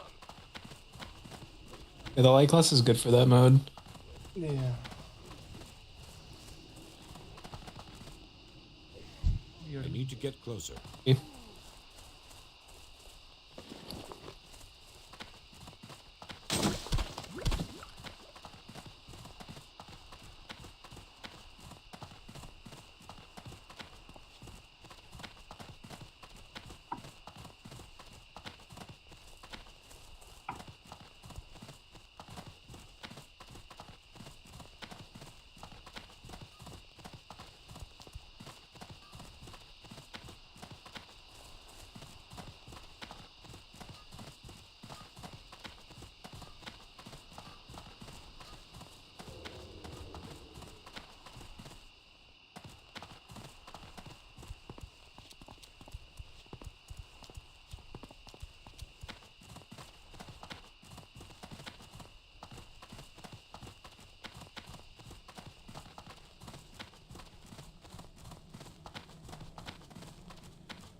No.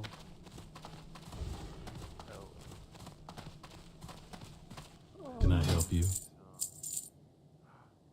I just got the rage potion. Holy fuck. No way. Oh, nice. The recipe for it.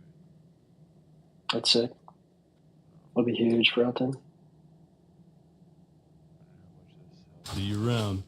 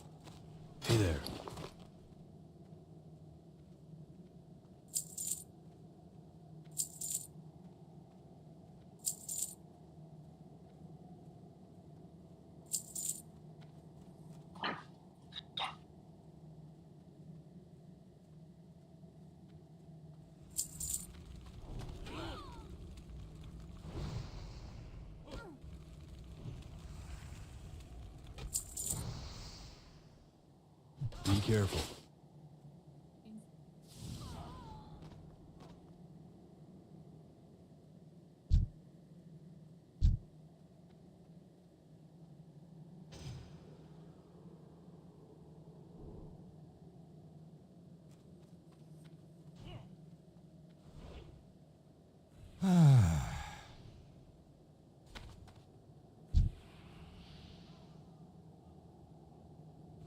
Greetings.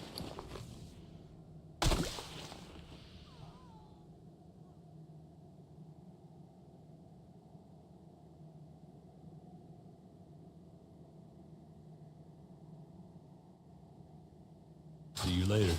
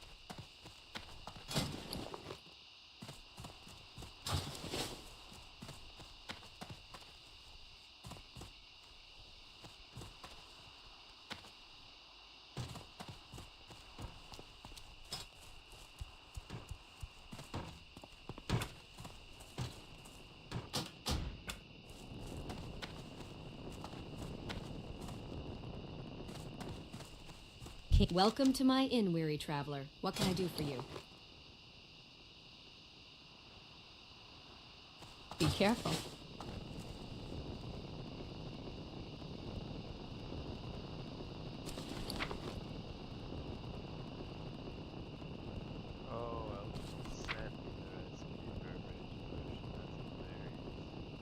Funny.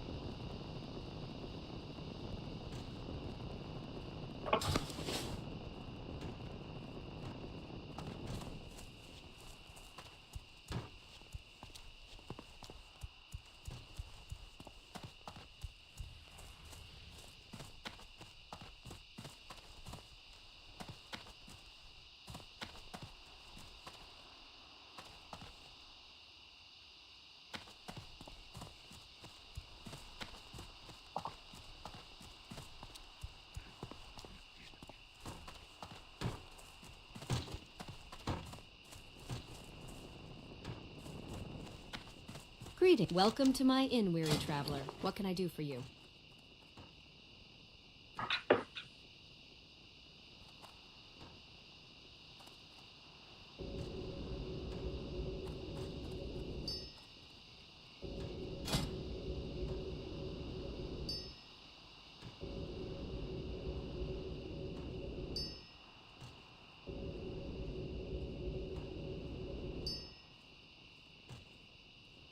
I wonder what different recipes they could get for alchemy.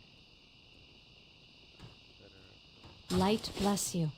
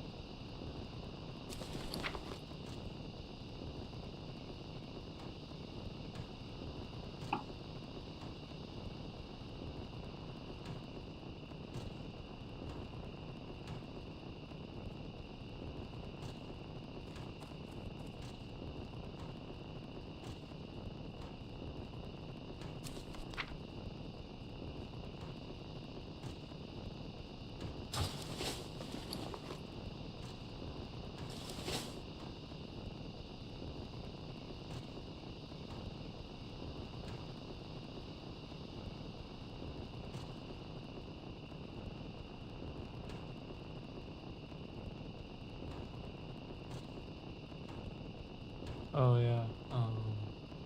I felt my passenger footwell area, the carpet, Mm-hmm. and it's damp. Damn. Yeah. And the only water that was on the car was when I took it to the car wash. So I think there might be a leak. Mm. Which sucks because my moonroof doesn't work. Like, how do I check?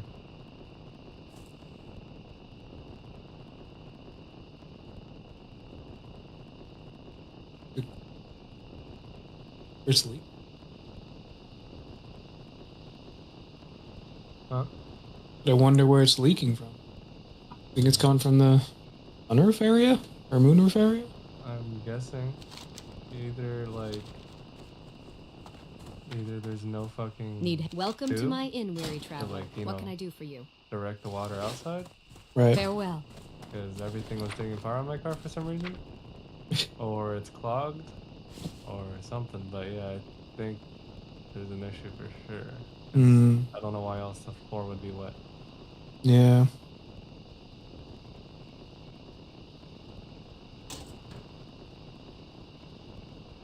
So maybe the headliner does have to come out. I might.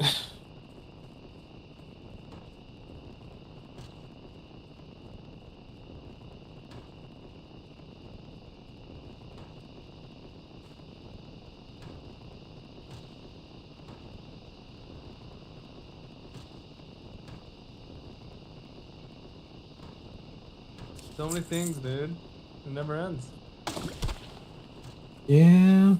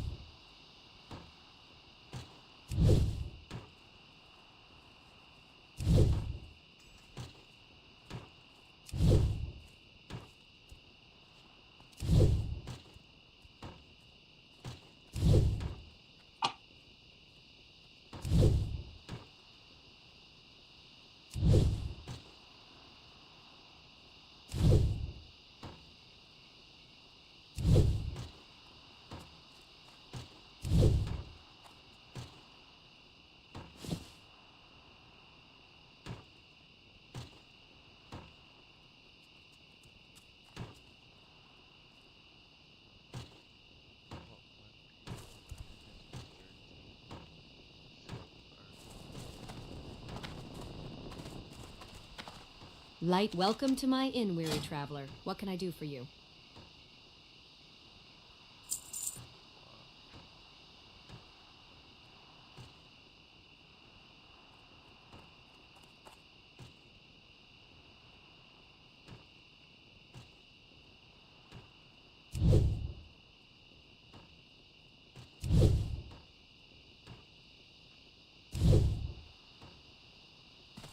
Go with honor, friend.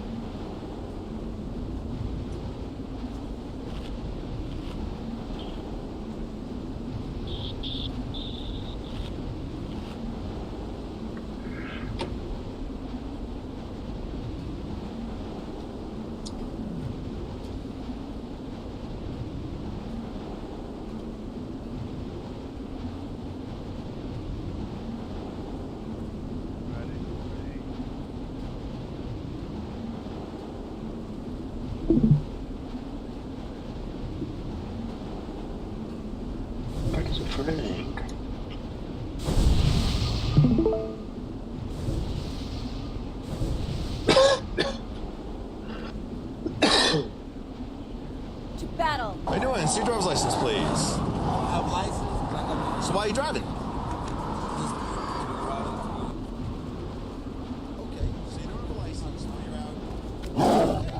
You know about code blue cams? Code blue cams is fire. It's better. Well, not always better. They got some risks,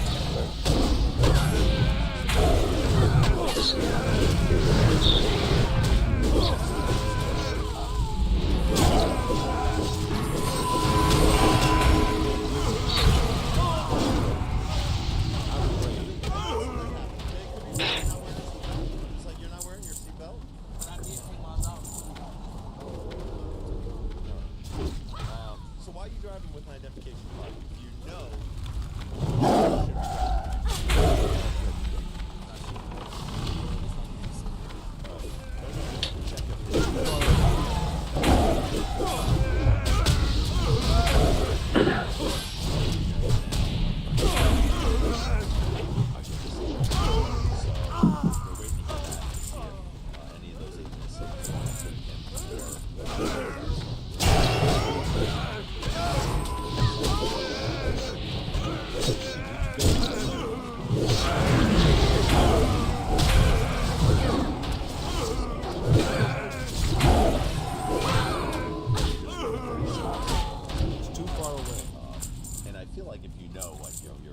Driving your license, you know your license is suspended. You have it on your car.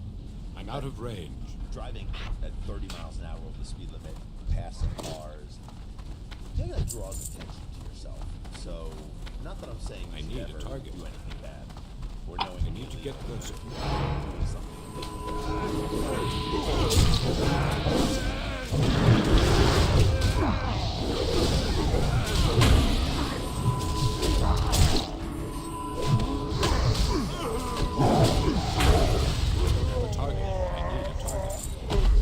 Target. I need a target.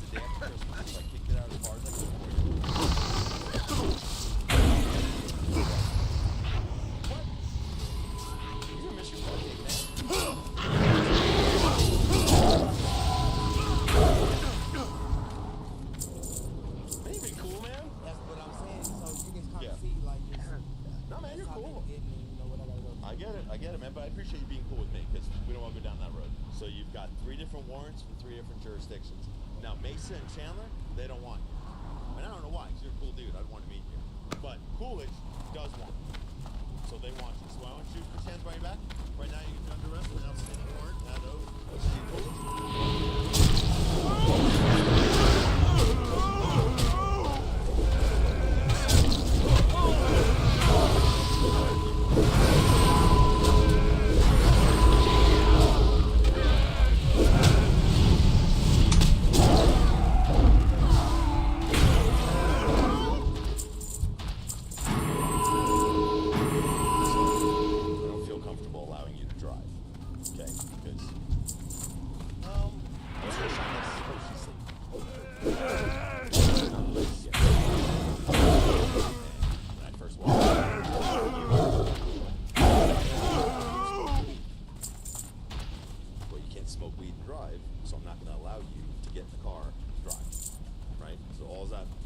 Sense? It's like I'm not picking on you. I'm not going to allow you to drive down the road. Let's think of another reason, another way to get home with your. I'm out of range.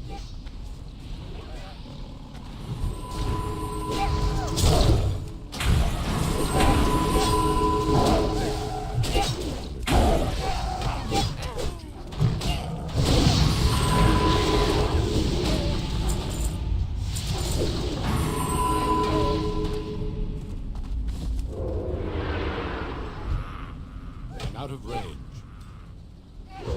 It's too far away.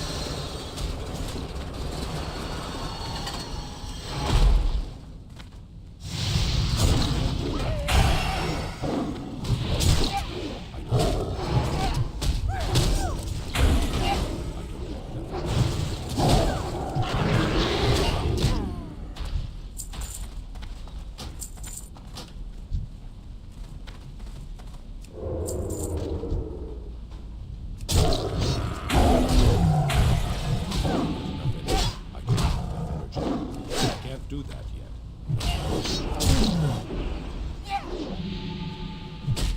Ability isn't ready yet. I don't have enough energy. Not enough. I don't have enough energy. Not enough energy.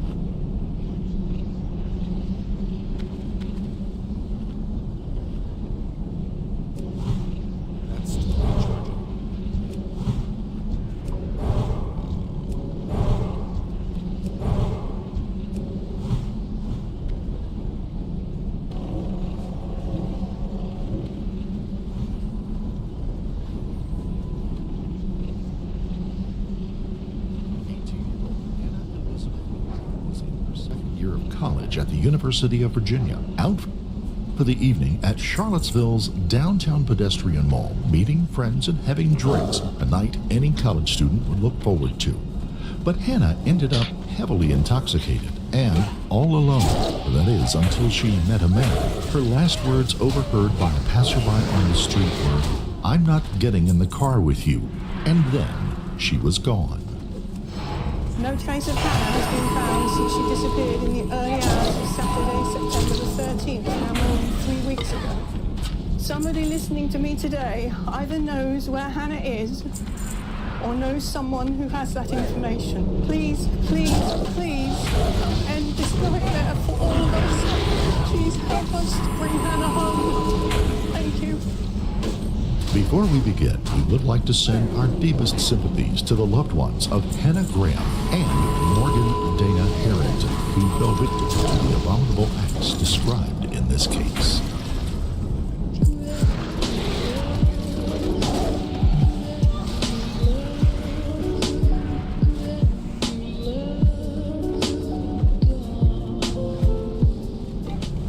Hannah Graham was born in England, daughter of John and Sue Graham and the baby sister of James Graham. At the age of 5, the family moved to the United States, where they made their new home in the Stratford Landing area of Fairfax County, Virginia. A charming neighborhood once known as River Farm. The previous landowner was George Washington. Hannah came from a solid family. She was a happy, bright girl who loved life. Hannah was smart, athletic, musically inclined, and all around a great person, bursting with vigor.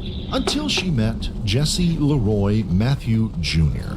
Then, the world would go dark and terrifying. In every photo of Hannah Graham, she's always smiling, From childhood to her teenage years, she was full of life. She emitted positivity and enthusiasm and an energy that would light up a room. To those who knew her, she had the potential to take the world by storm. Hannah had an amazing future ahead of her, if not cut short by an evil that too often inflicts the world with its selfish degradation.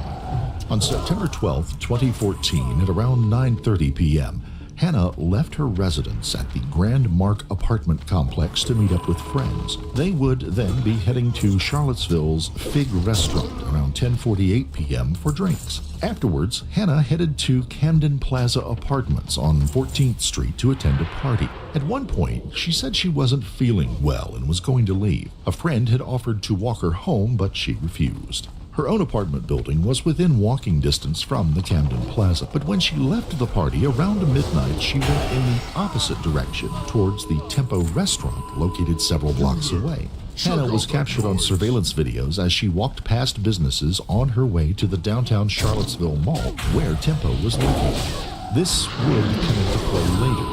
It was then technically September the 13th at 12:44 a.m. At 12:56 a.m., she sent a text to one of her friends telling her that she was lost and that she didn't feel well. Hannah was allegedly quite intoxicated at the time she sent the text. Had Hannah gotten turned around by accident, or had the alcohol intoxication caused her marked confusion? Earlier that evening, in another area of town, 32-year-old Jesse Matthew, a part-time taxi driver and operating room technician, had headed to the Lazy Parrot for drinks. Afterwards, he began bar hopping through downtown, making several rude and unwanted advances towards women. Those same women would later report that Matthew had stepped over the line with them. After a period of time went by, Matthew and Graham's paths would eventually cross. At first, Matthew let her walk by without drawing attention to himself. When he saw his moment, he turned and followed her. With Hannah's heavy intoxication, her alertness to her surroundings would have been a little slow. A very dangerous thing, considering she was all alone. Surveillance footage seemed to show that Hannah had been wandering around as though disoriented to her time and place. Matthew came up beside her, put his arm around her, and they were now walking together towards the Tempo restaurant. Matthews went inside and bought 2 drinks. And there was some contradiction on whether Hannah was in the bar or outside at a table, and if she was actually served. The last text that Hannah sent to a friend stated, "I got stuck down, though," which made no sense at all to her friend. It was 1 a.m., and it would be the last communication to anyone from Hannah. Had an alleged predator just found his next victim? On September 14th, Hannah's friends were very concerned about her and reported her missing. They had last communicated with her in the early morning hours around 1 a.m. on the 13th.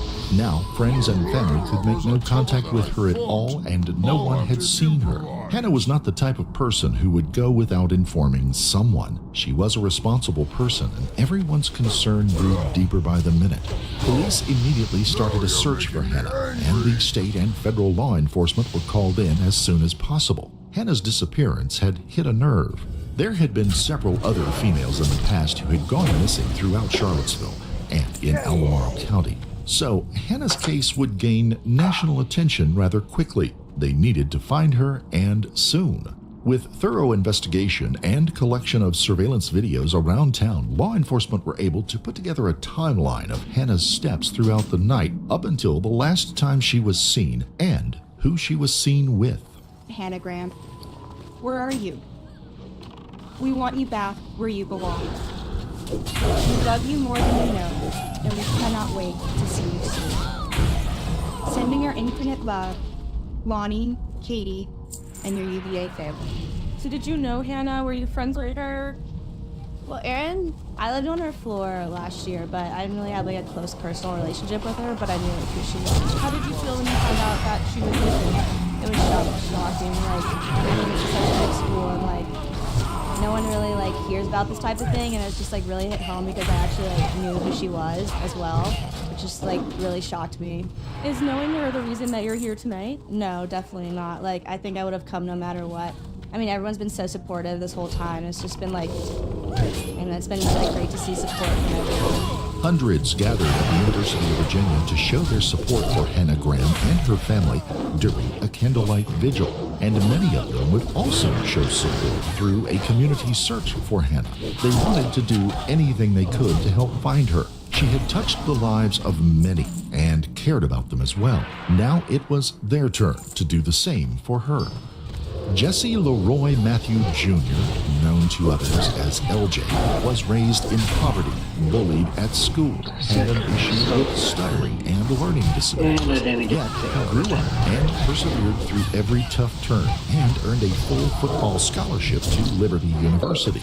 But there was allegedly a dark side to Matthew.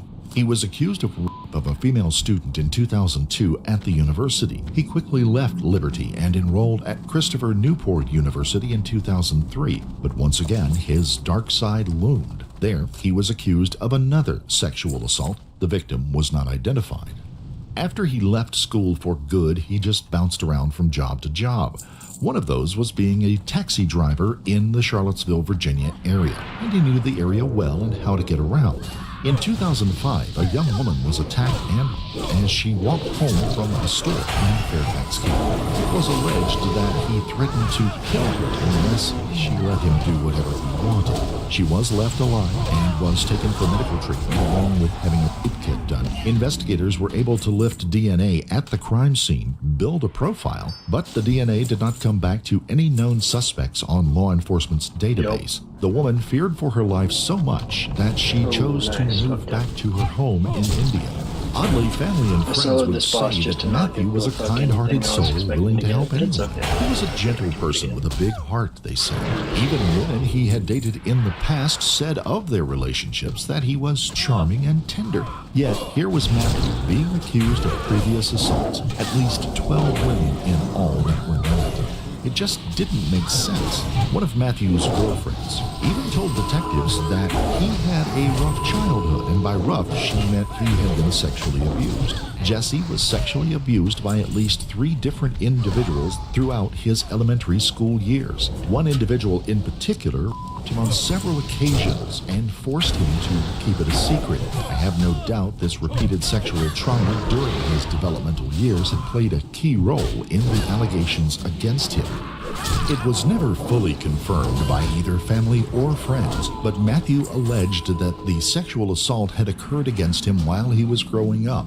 If it were true, it might just explain his Dr. Jekyll and Mr. Hyde persona, going from a nice guy to something else entirely. Had a nature versus nurture issue influenced Matthew's downward spiral towards his own undoing?